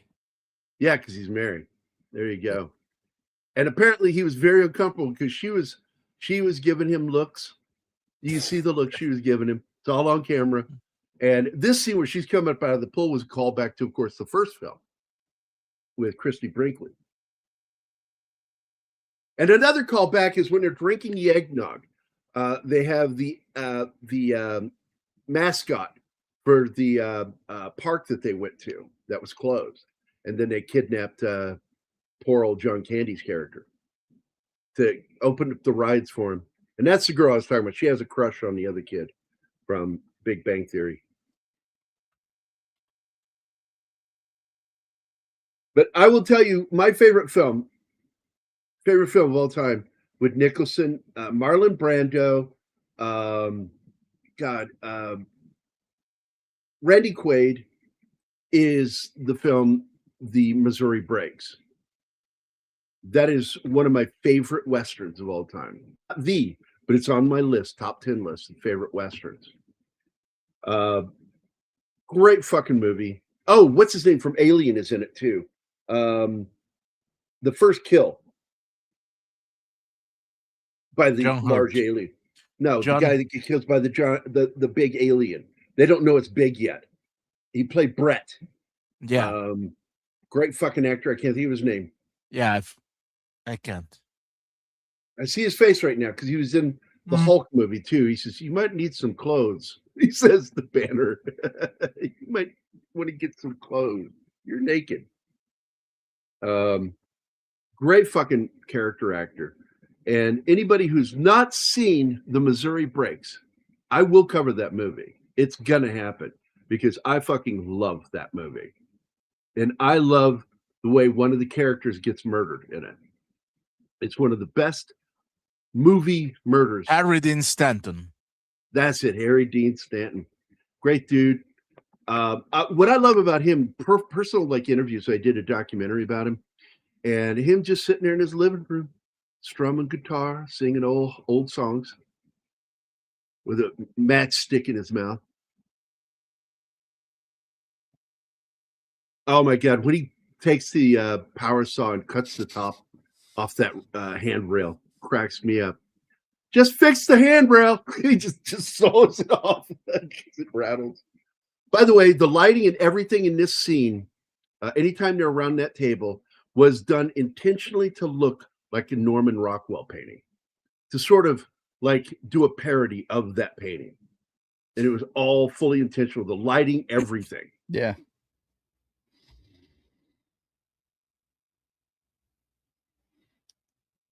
Oh yeah.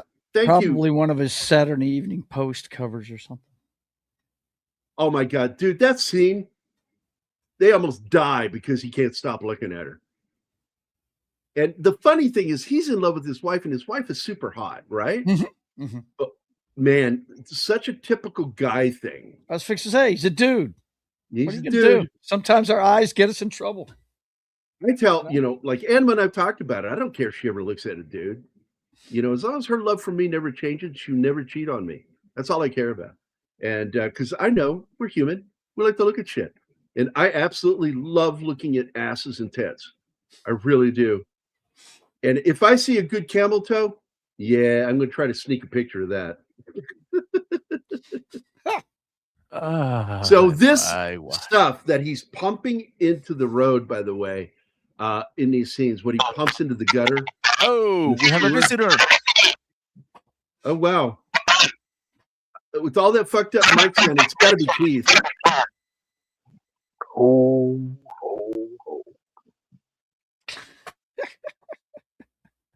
There we go. Hello, Keith. Keith? Hey, you're a monk. This should help Gambit when he said that line. Where is it? Right here. Here you go, Keith. So, like, he's describing the movie The Last Detail. He says it's where Randy Quaid, Jack Nicholson, and the black actor go together to get to share their troubles. Do you remember that movie, Keith? Okay, that was Keith, guys. He can't hear us, or we can't hear him. That was funny. Too good. Yeah, well, this is the problem with some guys right here. My problem with a lot of guys is you got something good. Don't fuck it up. Don't go chasing ass. That's just, you're not a fucking animal. You're a human being. You have control of your fucking dick.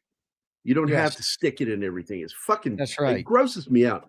I got after one of my best friends. I won't say which one it is, but he started like banging 18-year-olds when he was in his 40s. We were in our 40s. And I got onto him over the phone. I'm like, what the fuck's wrong with you, man? That's like the same age as your daughters, and that doesn't bother you? But then I've got no room to speak because Danny is 18 years younger than me. She is actually a year older than my eldest son, which I had when I was 18. So I robbed the cradle. Fuck you guys. I robbed the cradle. And she doesn't think so, but I think Danny's hot. I cannot comment on any of this stuff because anything I say is going to be construed as something bad. There it is. There it is. You go, Mephisto. Save us all. And by the way, one of the greatest scenes in this movie is when the SWAT break in there with my buddy Jeremy. And oh my God, she goes to shake the lady's hand and then pulls her hand back. And what does she do? She grabs it. She grabs, like, her whole hand is on it. Yeah. How Chevy didn't react to that cracks me up. He is so calm and collected because nobody was told she was going to do that. She just did it. And it's fucking funny. And her hand goes right to his crotch, grabbing it. I'm like, what the fuck? You gotta protect those family jewels, man.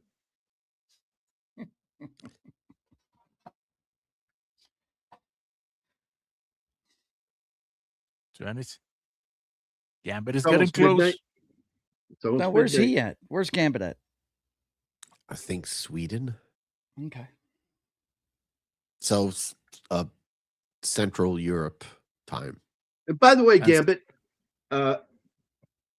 Andre from Midnight's Edge and I had a big discussion, and we agreed that the Swedish chef is not Swedish; he's Norwegian. There you go. Bork, bork, bork.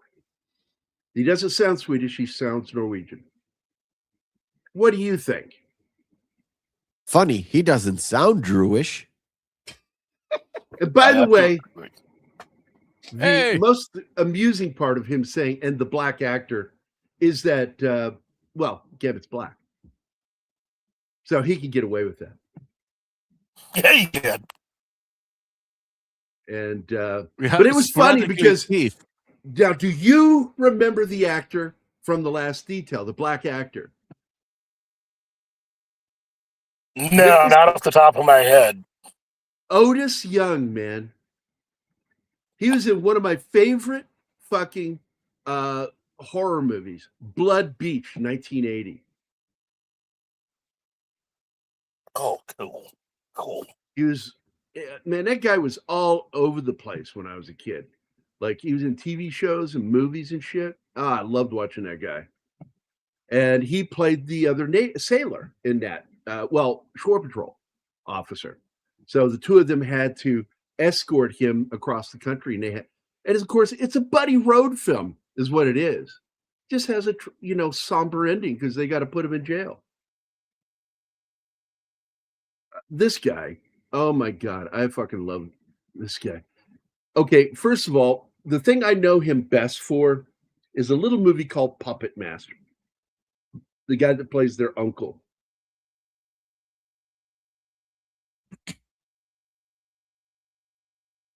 Does anybody remember that movie?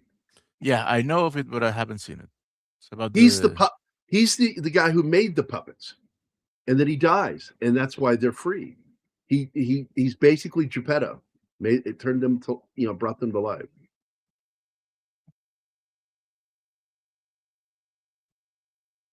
So anyway, I'm trying to find his name because I knew it earlier and I forgot it. I'm seriously getting a test for Alzheimer's because something's going on with my brain. I don't like William Hickey. And the last movie he made was, of course, Mouse Hunt. He played the father that owns this string company. And the two other characters, Nathan Lane and the British comedian, can't think of his name, they inherit the house from him. And I love the painting that's in the office at the company because the expression on it changes scene to scene depending on what they're doing. And I'm like, that's fucking weird, but it's fucking cool. I like it. But William Hickey was a prolific actor. The first movie I remember that guy in was Little Big Man. He's the reporter interviewing the ancient-looking Dustin Hoffman. Makeup by Dick Smith, man. This is like right around the time he did the makeup for The Exorcist. He did the best old man makeup I have ever seen. And have any of you guys ever seen that movie, Little Big Man? Oh yeah, my Great brother. film, Yes. classic. I have to agree with you. It's a great makeup they did on Dustin Hoffman. I'm going to pull it up real quick. Here's some images. It is something else. She's Yeah. It's weird that in 1989, William Hickey did this movie and also Puppet Master. Really? Yeah, Did see, Puppet Master? That's too? what I was Wow. talking about. No, he's in Puppet Master. He's in the first one. He's the guy who made them. Yeah, That's what I was talking about a minute ago. You didn't say Puppet Master. You said something with Nathan Lane. No, that was before that. I was talking about he was in the movie Puppet Master. Yeah. As the creator of the puppets. I Yeah, talked he was- all about it. I know he was- you were zoned out. It's okay, but I did do it, buddy. It's all right to zone out. I do it all the time. He did say that. He's getting the midnight champagne vibes through osmosis. That's what it is. I All the will. fireworks there. I will do this It's- Yes. fuck you. and say goodbye. Have a. You gotta happy go. New Happy Year. New Year, No, I'm Mephisto. leaving Happy New Year, because Mephisto. Happy New I'm Year, leaving man. because I was actually concentrated on what you said, and I did not hear you say Puppet Master Yeah. So once. yeah. Muppet Master. Puppet Master. That's So- anima. So I'm going to go to sleep. See you Good later. All night, right, buddy. Bye. Have a Happy good one, New Love Year. you Mephisto. guys. Love you Hey. Bye, guys. man. See Hey, you later. Meth, Mm, I'll Yeah. see you next year.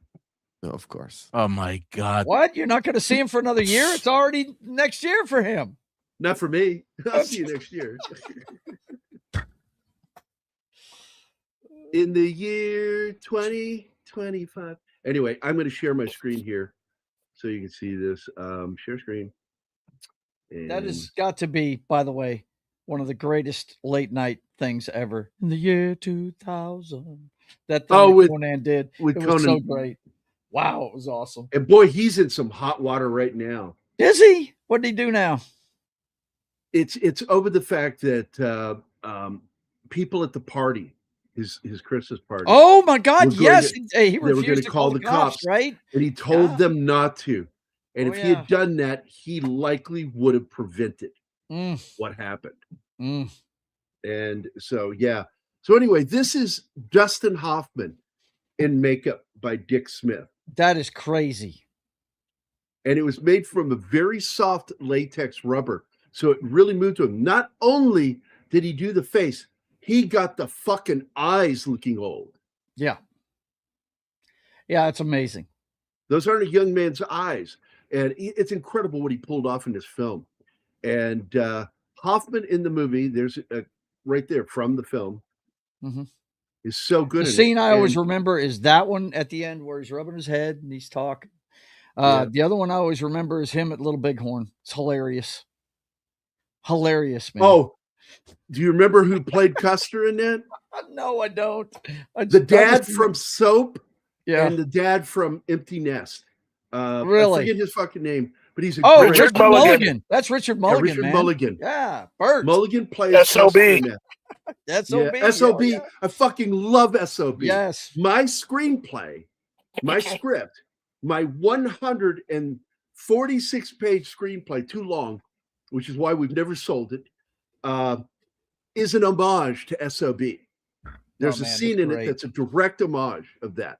Yeah, Because the characters in my story, which are based on my real friends, I'm in it too. And Mac and I wrote the screen together. I didn't write it by myself. We wrote it together. And so he would write my scenes and I would write his scenes because we argue all the time and he will make himself look better or smarter than he is. And so I'm like, I write your scenes, you write my scenes. And I still came out looking smarter than him in the scenes where he wrote me. I'm like, anyway. yeah, Richard Mulligan was awesome, man. Bert Love that movie, on dude. Soap. He's in SOB, and one of the, of course, SOB was a Blake Edwards joint, and he was in another one. He was one of the guys. Oh God, what movie was that? Where he was one of the thugs trying to kill the guy. It was another Blake Edwards. What was it? Blind Date? Was it Blind Date? Where he played. There was two guys chasing. I saw that movie, but goddamn it, I only saw it one time, and I can't Yeah, remember that fucking movie. he's in at all. another Blake Edwards movie, but as a goofy mafia thug or some shit like that. I can't remember which. I'll look it up real quick. But yeah, love Richard Mulligan. One of the more underrated actors I've ever seen in my life. But he played Custer in that movie. I did. It's been so long since I saw Little Big. Oh yeah, here it is. Here it is. Hold on, pulling it up right there. Yeah, there he That's is, bigger than Mulligan. shit. He sure was, wasn't he? And I love Fucking that love portrayal that of movie. Custer because that's exactly what he was like. He was one of those front runners, man. He thought, his poop didn't stink, and Now here is an actor that you see a lot in movies, and I just want to get a close with this guy. He's in so many fucking movies, and he goes all the way back. He was on Superman, the TV series, back in the 50s. In fact, he's in the original serials. But the one that he appeared in with George Reeves was the one versus the little alien guys that are in the mine, and he worked in the mine. And this actor was in the Hollywood 10, one of them that got blacklisted because he was a communist, a real one. But that once it hit the 60s, he got his career back. I think he's a fantastic actor, but he's a comedy. yeah, he was in a lot of stuff back then. He's a good actor. Yep. So let's go ahead and get back to the movie. Yeah, so we go can end ahead. this I'm thing. looking for that Richard Mulligan movie I was talking about. I'll let you know what it is when I find it. Yeah, I just love Richard Mulligan. He died young. Yeah, he did. Died in 2000. Yeah. Yeah. And his career ended, and I miss him. Yeah. Funny He was a dude. natural, just born comedian. Yes. Great Physical character actor. comedian. Yes. Nobody can act befuddled like Mulligan. Better Where he than begins Richard Mulligan. stuttering. He gets fucking stuttering, and it's just like he would just kill me. He would kill me. And here we go. I'm so lonely, so lonely, so lonely and sadly alone. Hey man, do me a favor.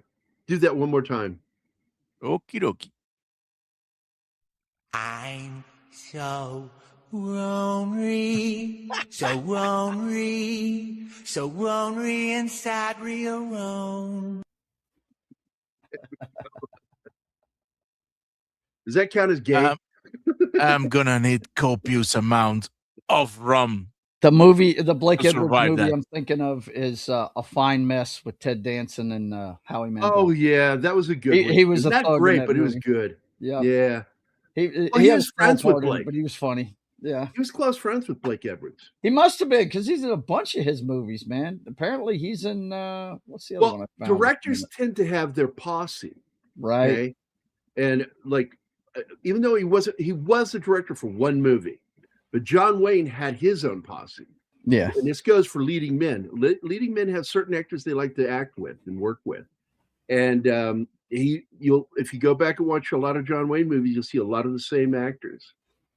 You remember the Pink Panther movie they were making when Homeboy died? Trail of the Pink Panther. He plays Clouseau's. Yeah, he plays Clouseau's father in it. We Yeah. have a bridge. Uh-oh. No. Wow. Where are the bridge videos? That's the one he was making when he passed away, wasn't it? Trail of the Pink Panther. Peter Sellers died. He died before it, and they took a bunch of scenes from other films. Exactly. Okay. Here we go It was with a the mistake. video. Yeah, it will. Maybe we can get in through the back door. We haven't done that in a long time. No, just to tell you, I had problems with that movie for a lot of reasons. Like basically, he had surgery and he became Roger Moore. Roger Moore plays Clouseau, and it was really weird. And then on top of that, a lot of people don't know that David Niven reprised his role that he played in the original Pink Panther film, but he had throat cancer, so he couldn't talk. So he would do the lines, mouth the lines. Yeah. And do you know who voiced him? No. Anybody that grew up in my era should know this. Keith, who voiced David Niven for that last Pink Panther movie. Trail of the Pink Panther. Yeah, Trail of the Pink Panther? Wow. I know who it is. He's an impressionist. Yeah, was it? It was I see his face in my head. It's Richard Little. Rich Little. Rich Little. There you go. Wow. I was going to give you a clue by saying his last name is Tiny. Which Rich Little was that good. Yeah, he was Rich that good. Little. So if you go watch that there you go, D-Bud, you got it too. Basically watch that film and you watch David Niven. That's not his voice. That is Rich Little. And between him and Fred Chavellina, those two were. You know who the modern day equivalent of Rich Little is? You've heard him before, but he does it a lot. Ross Marquand. Oh, him, yeah. Yeah. From Walking Dead. Yeah. From The Walking Dead. He did.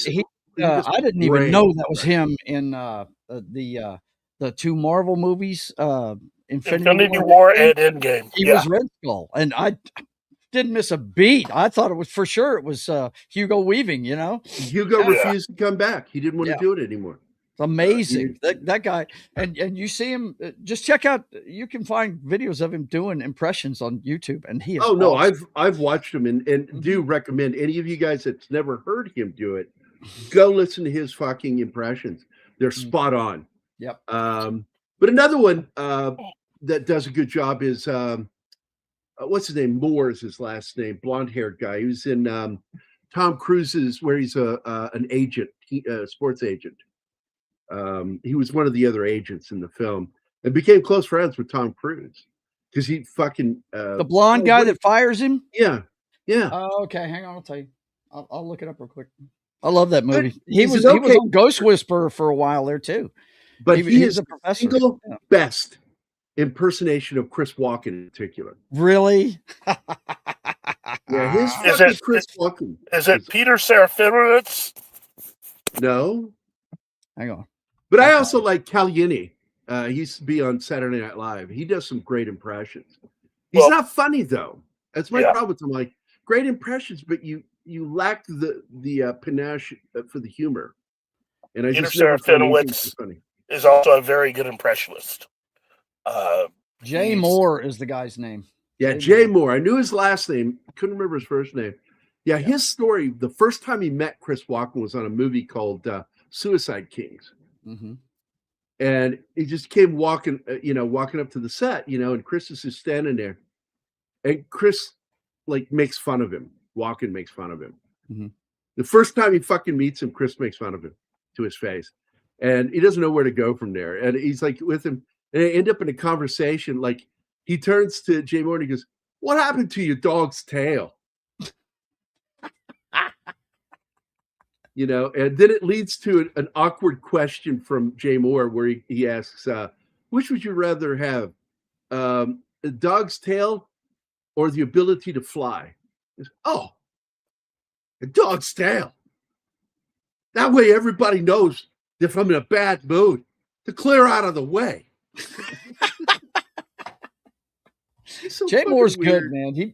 He was on the West Wing. He played a guy that was pissing off the girl that plays the press secretary on that.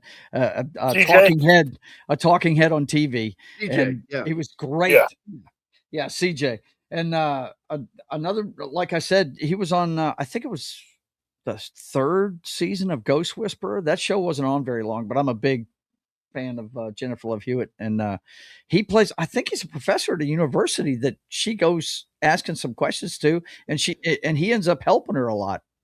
Trying to help out with these deceased people she's seeing, trying to get them to go into I watched the first season. Yeah, I don't remember much. I just remember really liking Jennifer whatever her name is. Yeah, Jennifer Love Hewitt. Amazing tits. I like her tits. This is true. This is true. Well, and I've never been a tits guy, but I really did like hers. Yeah. I have to admit, she's I'm a tits guy. Well, she's like the girl that named Hillary in the movie Top Secret, where she goes, my name is Hillary, and he goes, "Oh, what does that mean?" Val says, and she says, "She whose bosoms defy gravity." I'm like, oh my god! Great fucking line. Wow. This scene is so fucking funny, and they said this is not dissimilar to the kind of shit that his family put those neighbors through, which is why they hate them so much, even to this day. They hate them. I think they're still alive.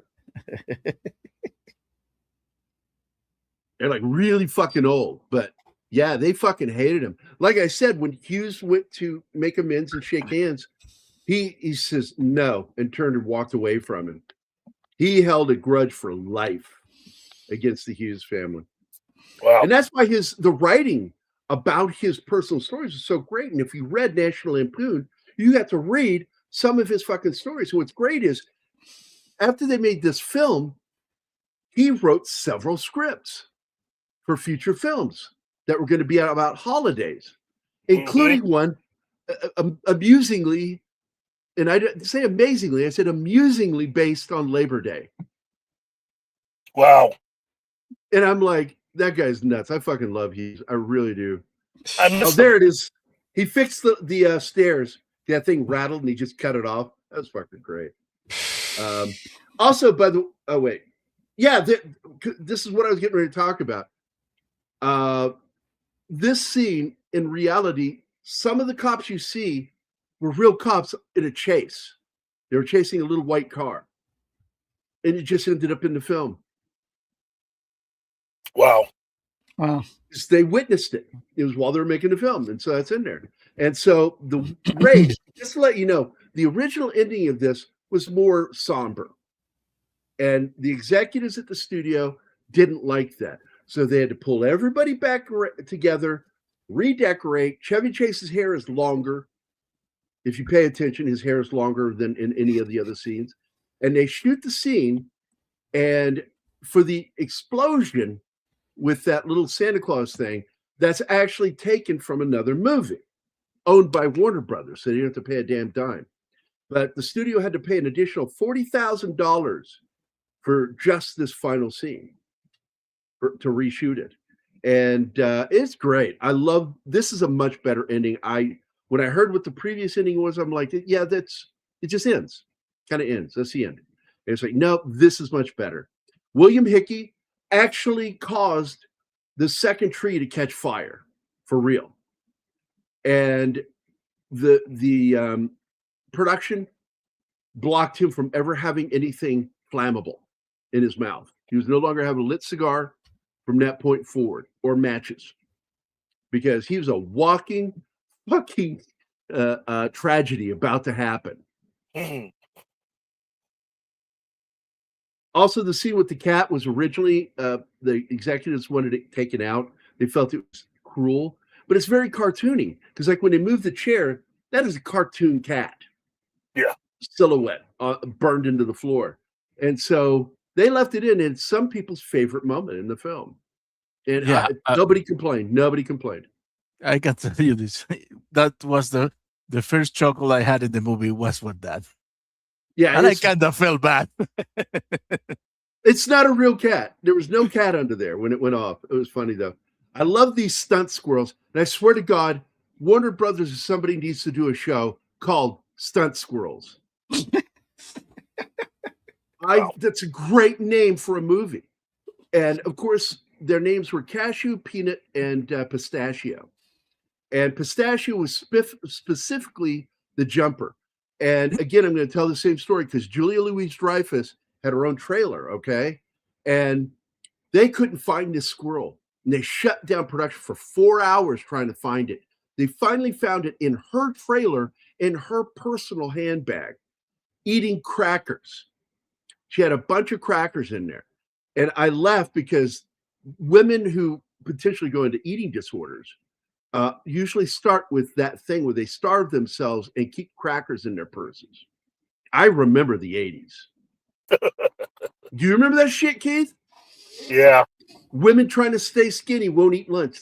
They'll have something to drink and they'll eat just Crackers. soda crackers. Yep. You know, and trying not to gain weight. I miss the 80s.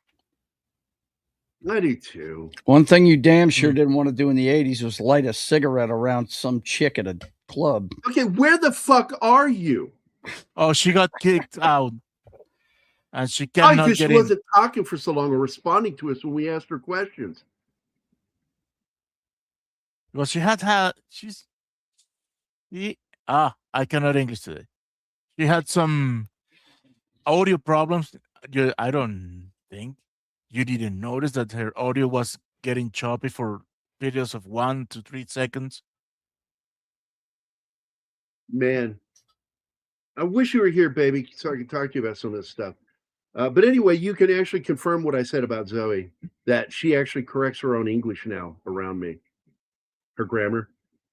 Wow. Because she knows I'm looking at her. I'm just looking at her. She starts to say something. She goes, me and then she stops and looks right into the camera at me, into my soul. It goes, Hannah, Sarah, and I went to the, and I'm like, and I said it to her, thank you. She is my baby. Yeah, but I fucking love my woman.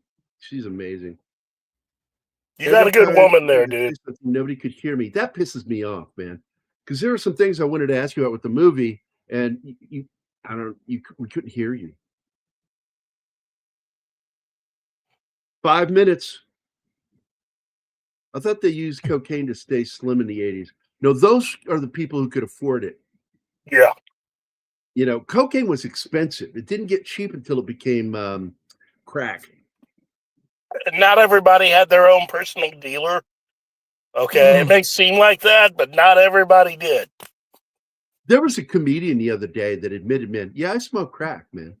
He says, I tried it once.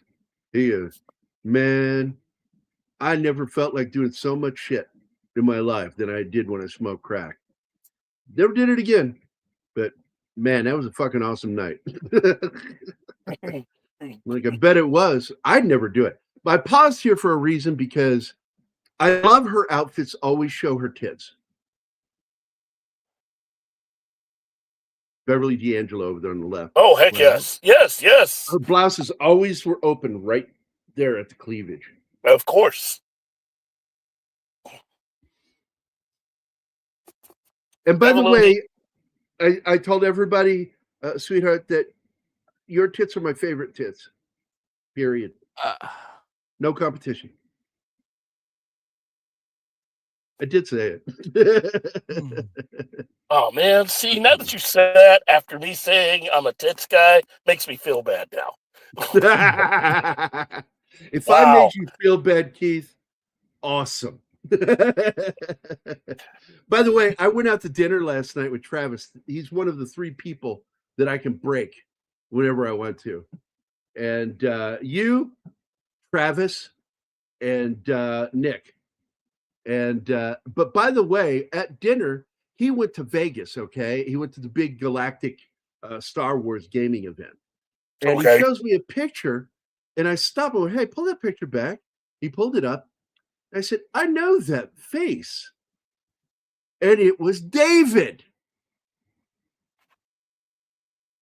Stansfield. Really? Yes.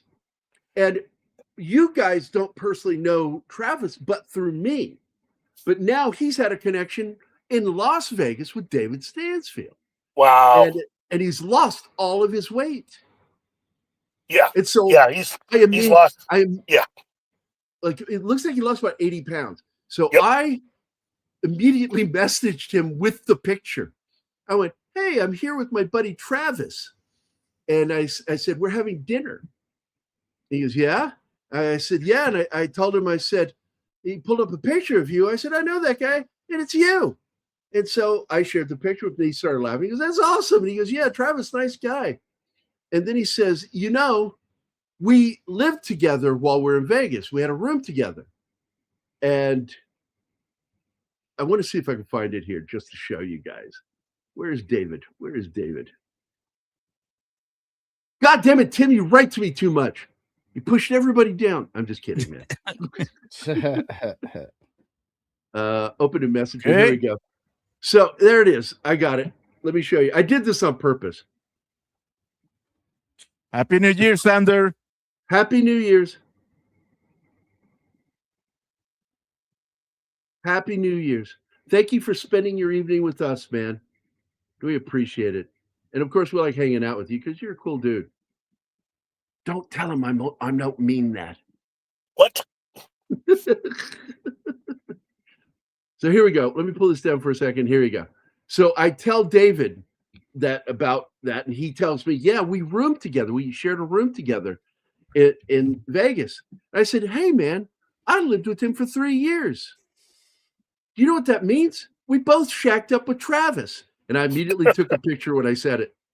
I took that picture of me, lost his shit. And this is in a busy restaurant. And people were turning because he cackles when he laughs. I love fuck you. Happy New Year, Sander. Happy New Year, Sander. Anima, Happy New Year's, baby. Happy New Year. Happy New Year, Happy New Year, Anima. Whoop, And whoop. to our dear friend Mephisto, Happy Jew Year. Wow. He's asleep right now, but I want you to clip that, Martin, to give it to him. Wow. It's at the 1 hour, 59-minute mark. I refuse. Do it yourself. I won't be an accomplice of that.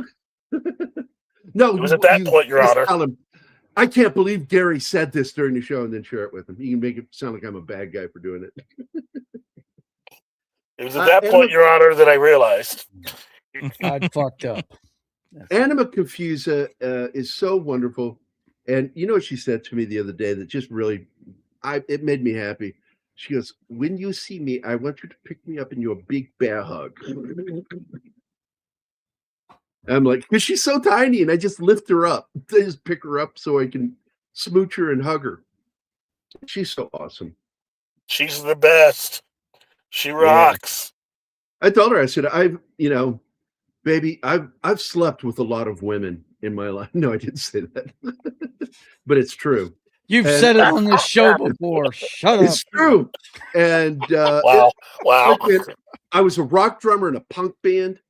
I was a rock drummer in several other bands, and we traveled. And I tell people all the time, I've seen the lead singer and lead guitarist go to bed alone. I never. The drummer always scores. Drummer always scores. Always Yeah. scored.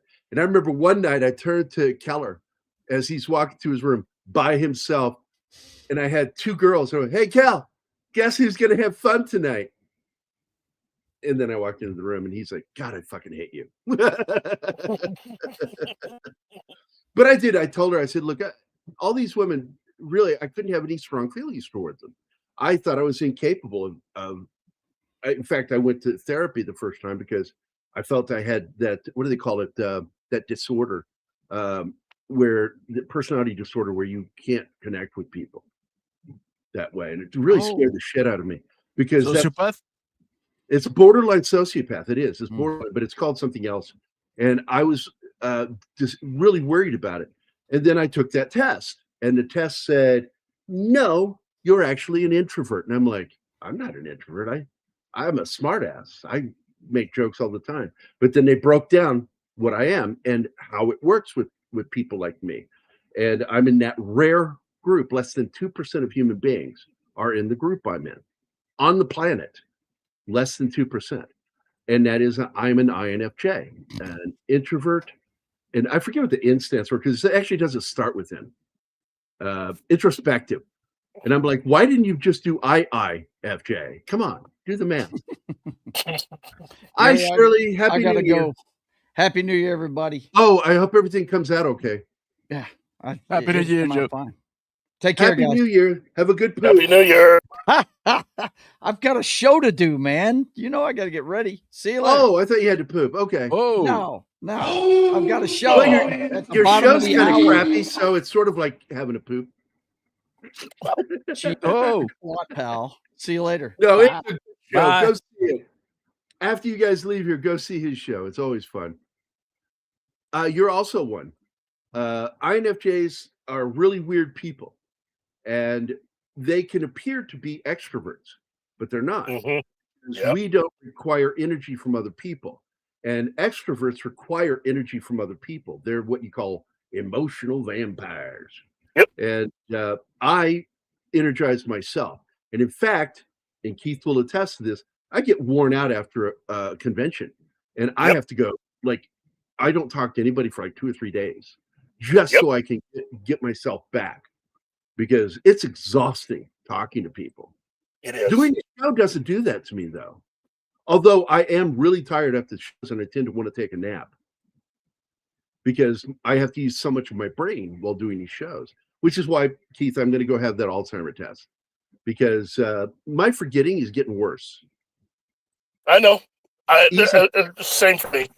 I have forgotten so much. I have had conversations with family where they've started to ask, because I used to be that guy that could just come up with stuff and just pull it out of nowhere, and now I have a hard time with stuff that should be simple for me. So welcome to the club.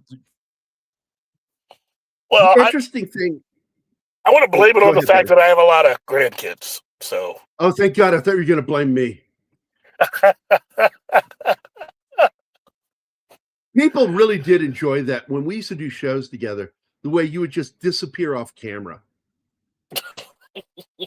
You just like fall to one side because I would break you. And it was like one of the biggest they got caught on a show and it caused everybody to crack up, including our panel, was when I asked you how you felt about that the black characters in the show are all black and that they're called blacks.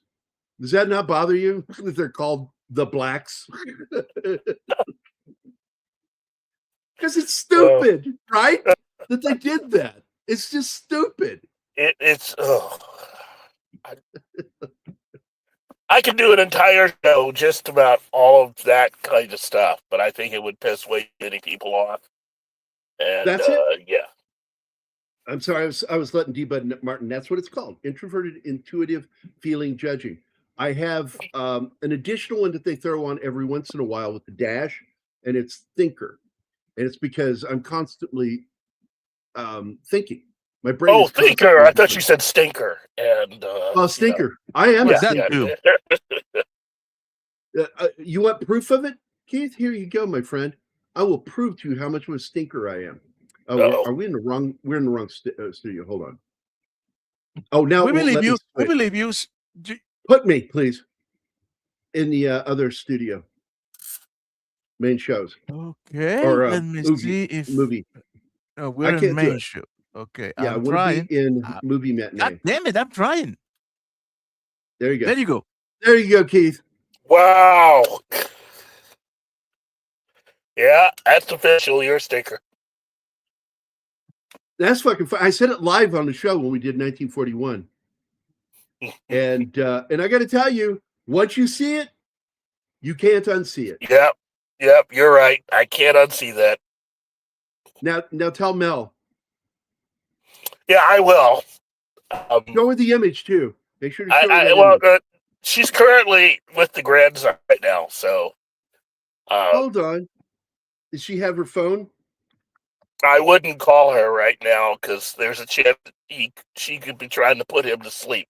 You know, every so often they do have to take naps. So okay, I'm going to send her an image. Wow. And I'm going to tell her that you said I have to send this to you. Wow. Why are we friends again? Here we go. Keith said I had to show you this. Oh, man. And I am totally not sorry, typo. No, not lying. Why are you doing this to me? I came on here because I miss all you guys. Why you got to do this to me? That'll teach you to be friends with me. I mean, you know, look, I've already. Part of this year was a year where I pretty much proved that I am beginning to reach a point in my life where I'm just not really caring. And so I started having conversations about some of the things I didn't like from this year, and that caused a conversation online where somebody decided to be upset with me because I didn't like certain movies that they thought were really, really good. So when I was picking out my top 5 worst movies of the year, surprisingly, nearly all of them were Disney films. Oh, they're bad, though. Yeah, that's what I said. They're on the list because they're bad. Yeah. I mean, look, I know there are some people out there with the sound of my voice. Wait a minute, Keith. You got to remember, we lost a friend over that shit. Yes. Do you remember that? Yes. Because he couldn't handle our criticism of Disney Star Wars. Yes. And I wrote an entire 2 pages of script of a scene. This is how it should have happened. And you're like, that's actually really good. And I went, I know, because I'm a good writer. Yeah. You know, well, and, I had explained that I was not a fan of Captain America, that I was not a fan of Therapy Squad, and I was not a fan of Fantastic Four. And I said, look, that final one hurt me a lot because I am a big fan of the comic. I didn't care for the movie. Yeah. By the way, I paused this here for a reason. Has any of your wives ever Oh, done that?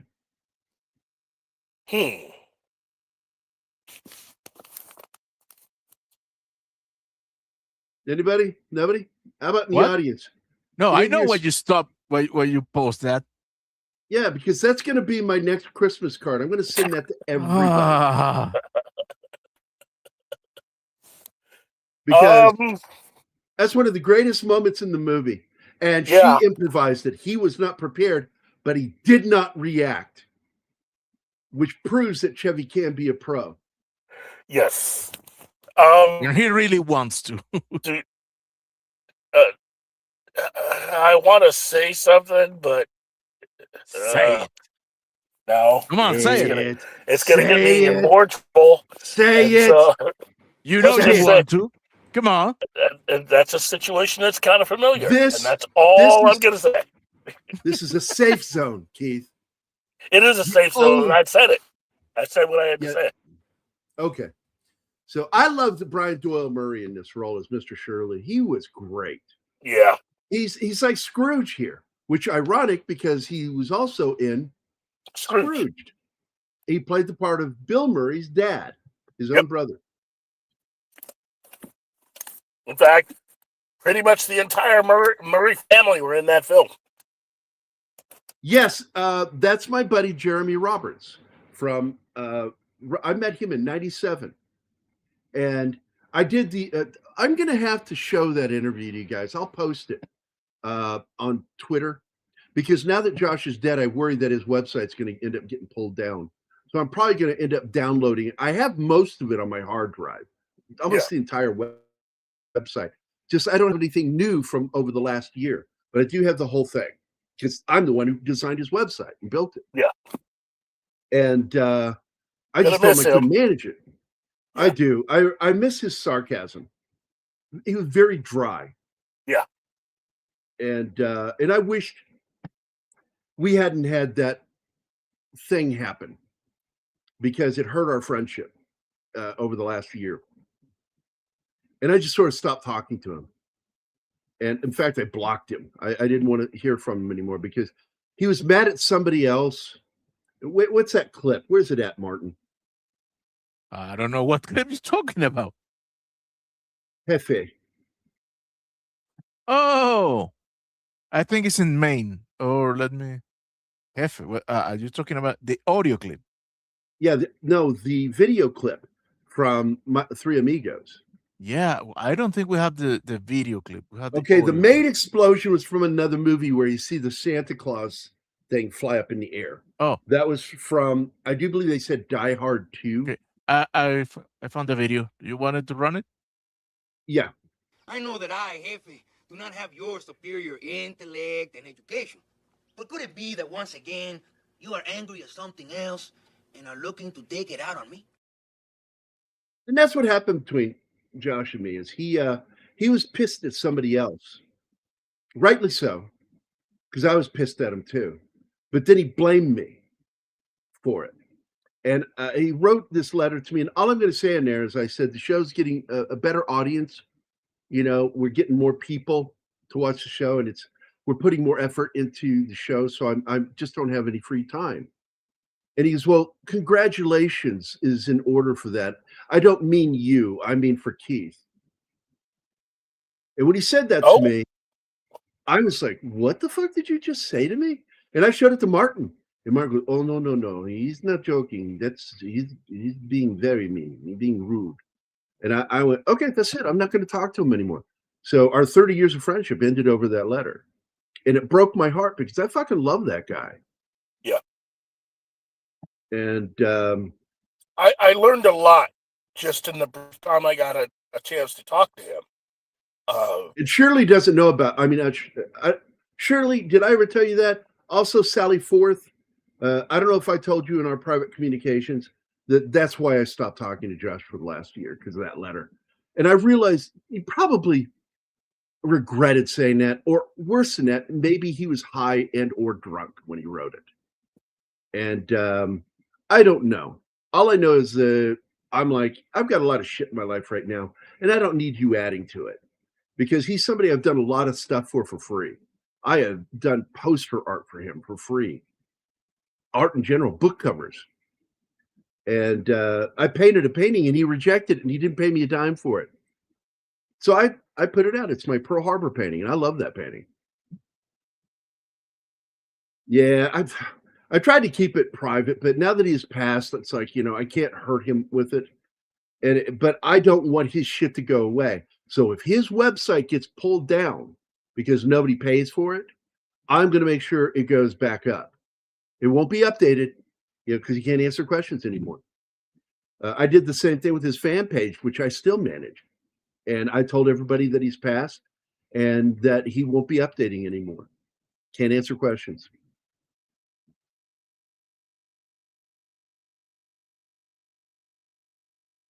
It doesn't matter when you're dead what you meant. And by the way, I want to let you know, he says this from experience because if you didn't know this, Chinatsky is dead inside.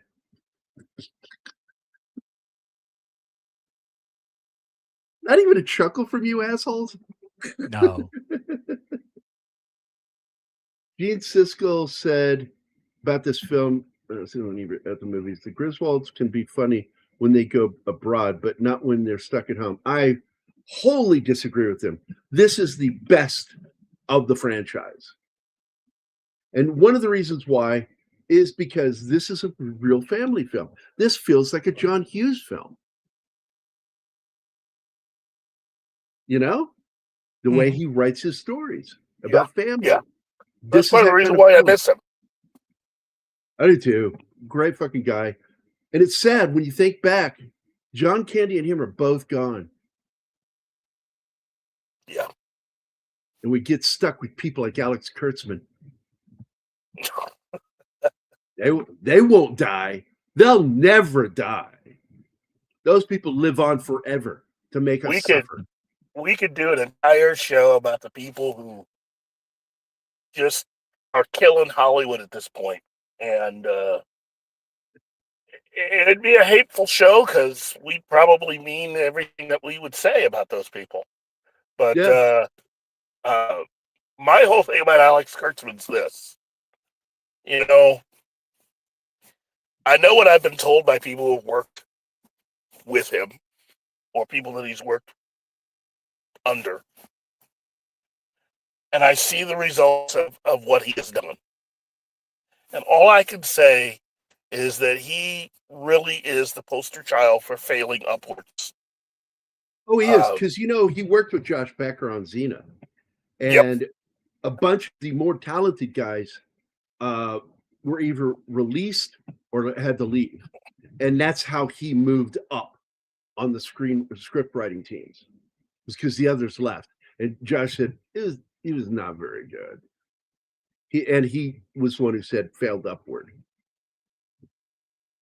Because he was placed at the bottom of the writing team for a reason.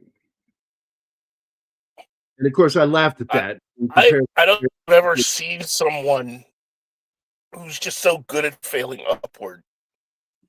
He's garbage. And yet, really garbage. He's not made one good thing.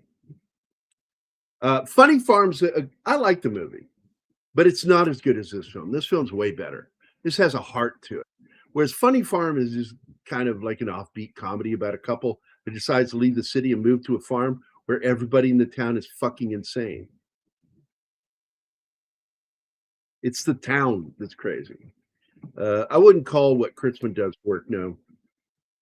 And by the way, hi, Tree.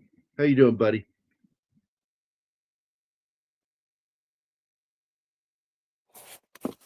Yeah. If you don't follow True over on X, you're missing some fun stuff. He's a good guy. He does a lot of great posts. Let's see. Yeah, it's a cozy family film. But for some weird reason, Gene and Roger Ebert didn't seem to get the memo. Yeah, they didn't understand it. This is, in many ways, no different than the like Home Alone, Uncle Buck. It's in the exact same vein. They're all similar films, and it's not just because of the writer; it's because of the themes. Well, Siskel's a fucking idiot. I've never liked Gene Siskel. I had a chance to meet him, and I'm like, nah, I'll pass. But I became friends with Roger Ebert, and we'd argue. I remember, and I would say critical things of him personally. I called him a lefty to his face. I said, "You're a lefty," because the only thing that was important to you about the movie Bound was that it was about lesbians. You don't care whether it was a good story or not. It's not. It's previously tread territory. There's nothing new in that movie. In fact, it's kind of a remake of when the Postman Always Rings Twice. And it's also very similar to Robert Mitchum's Out of the Past. There are elements from both those films in that movie.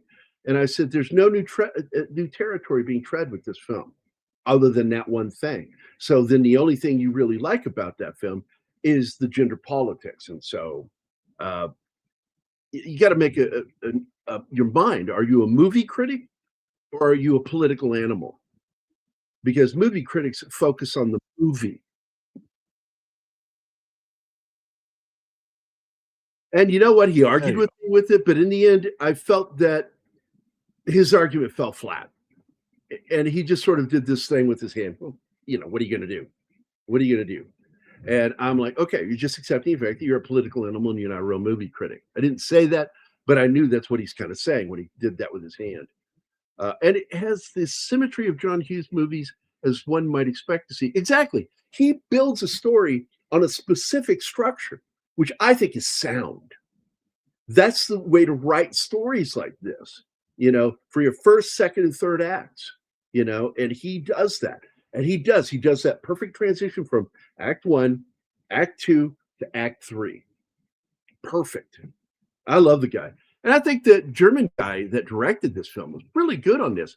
I've never seen anything else of his, but I'm going to fucking go find some more stuff from him, see if it's as good as this one. So I really liked this film. I thought he did a fantastic job. He got in trouble for some of the stuff that he did with the executives. A couple things got cut out of the film that he really liked, Well, it's one of them has to do with that Advent house, the Advent calendar house. And because he shot it a certain way and they didn't like it and it got pulled from the film. Hollywood will never look quite the same way again. And I'm guessing you love Creations. Yes.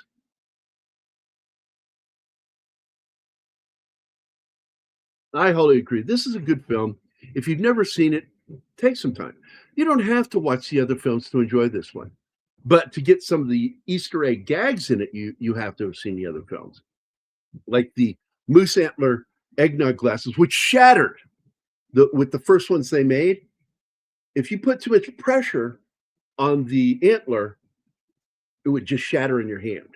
So eventually they ordered some that were glass, like made by a real glass company, that makes drinking glasses. And they got a bunch of them used for the film. And I'm going to buy some. And it's going to be our tradition from now on for Christmas to have mock eggnog, because I like it, Anima doesn't. And I don't care. I will do whatever is needed to appease her. So I told her what we'll do is we'll let ice cream sit in the fridge for a while to where it becomes like thick liquidy. And then we'll put some of the spices on it to make it taste like eggnog. And we'll drink that like the milkshakes. So fun and good. Yeah. Oh, it's going to be yummy. Yeah, it's a cozy family film. Absolutely agree with you, buddy. Where are we on the comments? I disagree with Cisco as well. And it has a symmetry. Yep, exactly. We've already gone through these because nobody's working in Hollywood. Well, yeah, you had activists. Hollywood was populated by mostly activists, and I still like. Heath will send me a video. Bye, I swear to Reed. God. Oh, take care, Reed. Happy New Year. Later, Reed. And it's still not New Year's here, so I can say to you, I'll see you next year, Reed. Don't get tired of that joke. I'm going to use it a lot. And and the more you get annoyed by it, the more I want to use it. That's my problem. Yeah, see?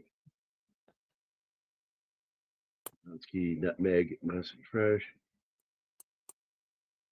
The industry might die unless. No, look, These deals that are going on right now with Netflix, that is absolutely a poison. Yeah. It will not be good for cinema. No, it's going to kill Hollywood.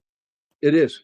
And Keith and I have been preaching since 2019 about how streaming's going to destroy Hollywood.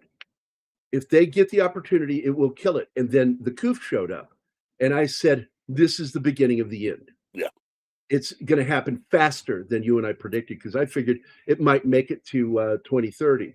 But at this point, if Netflix gets its hooks into, was that Warner Brothers, it's over.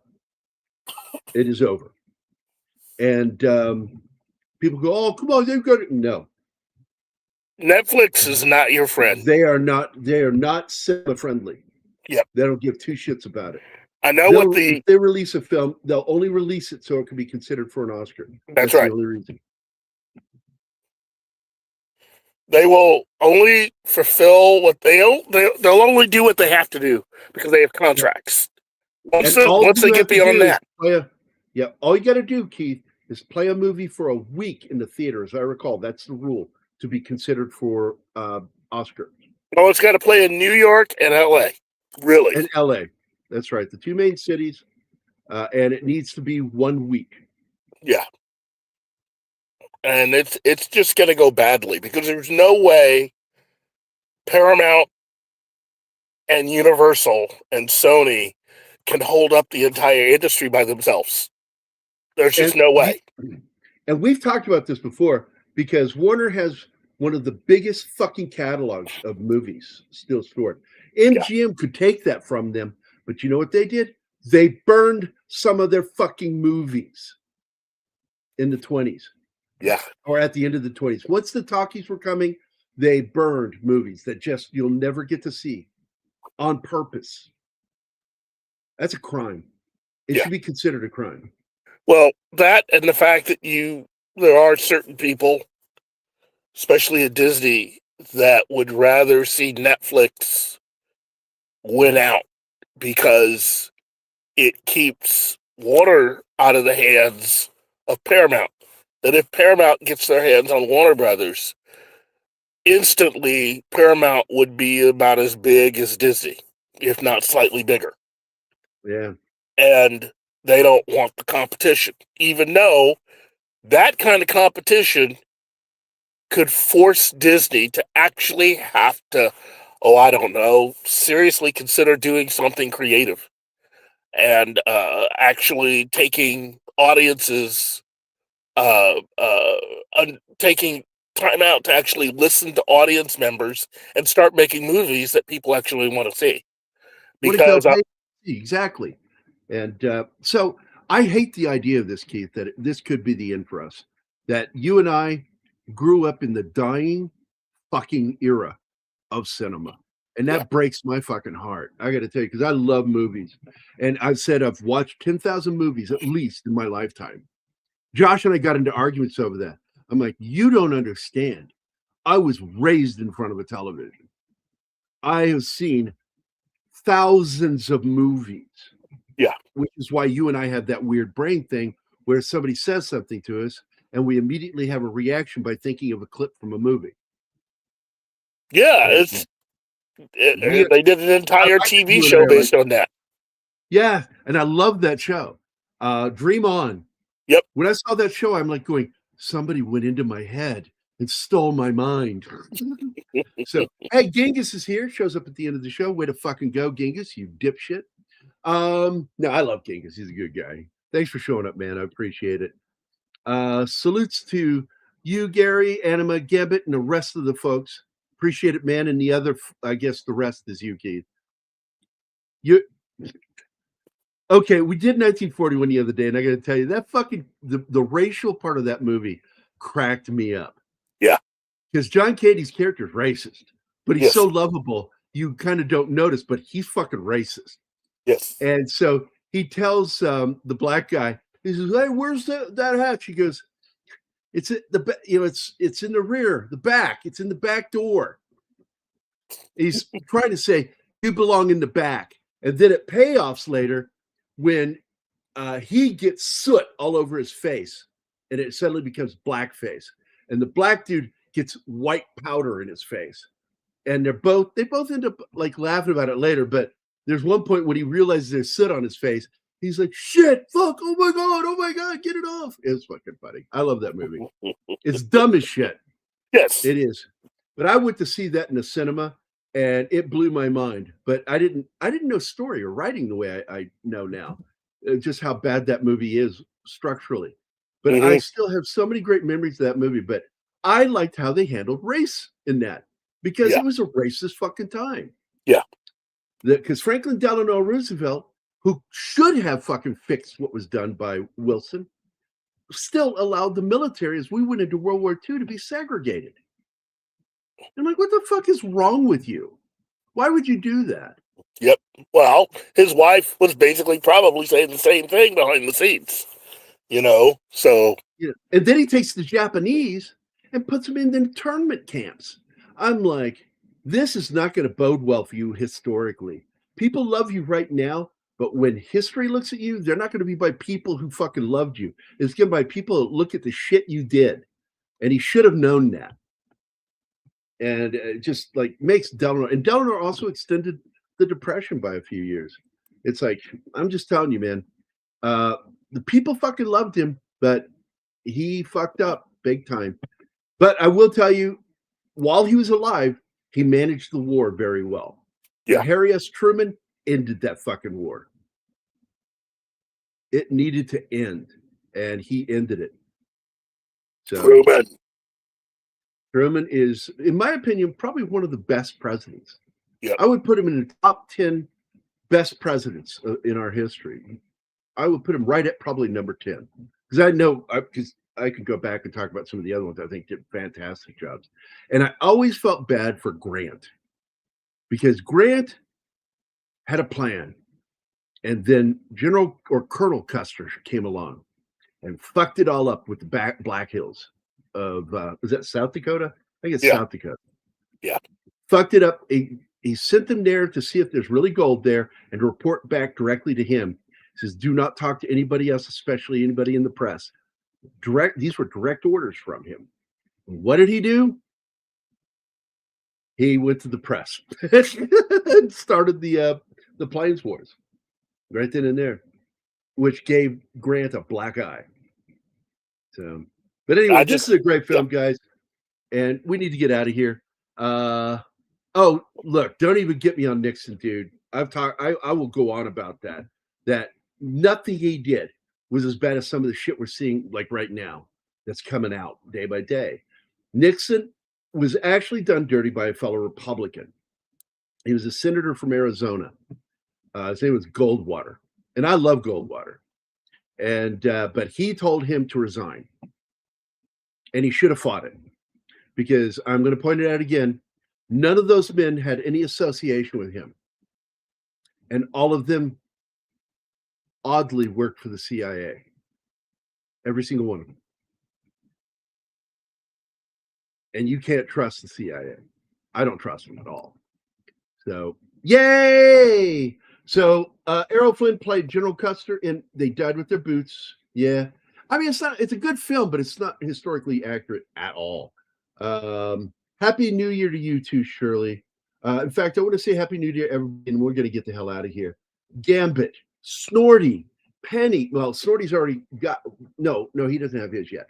Penny, Slasher Fred, the lovely Sherry, Shirley Levasseur, and I love saying your name, Shirley. I always have. I love saying your last name.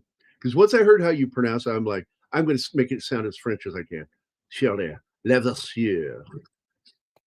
She's awesome. I love Shirley. Read by Nature, D. Bud Martin. I mean, I've known her since the 90s because she was the one that took over Josh's website, and we became very good friends. D. Bud Martin, Sally Forth, Tim, yep. Shinosky, of course, and Tree Rock Creation, and also our other dear friend, Genghis Khan. I love Genghis. I know I tease you, Genghis, but don't you guys ever take anything I say personally, because I'm just fucking with you.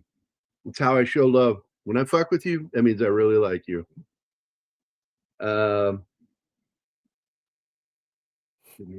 Okay, we're gonna get out of here.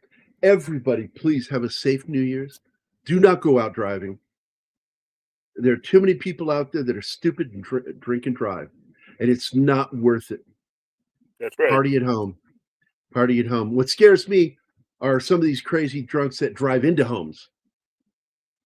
Mm. And that's why I believe in brick fencing. Brick with wrought iron rods going through them. That'll stop them. So anyway, I like that everybody idea. have a happy New Year. We will see you again on Friday. You're not doing a show tomorrow. So I want you guys to have a very safe New Year. We will see you on Friday. And on that one, we're going to be doing another Christmas movie, right, Martin? No, it's January Man. Oh, it's a New Year's film. Yes, yes. I love that movie. Nobody knows this movie. The January Man. Alan Rickman. The movie he did right after doing Die Hard. Die Hard. And he plays the artist, neighbor, and friend of Kevin Kline, who's a detective, and Mary Elizabeth Mastriantonio. Probably, in her day, one of the most beautiful women on the planet. She is. Yeah. And I think this is Alan Rickman's second film.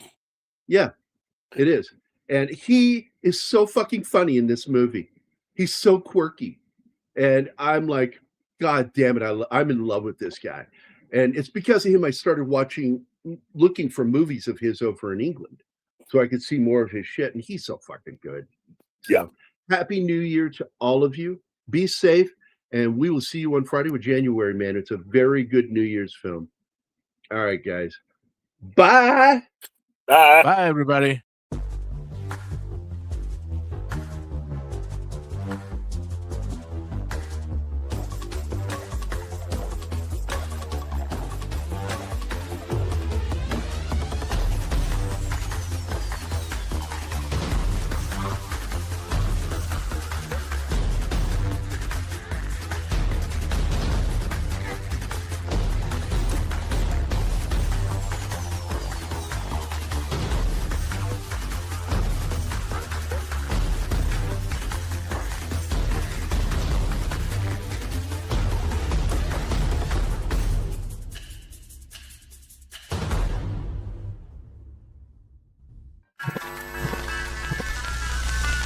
Y'all come back now. You hear?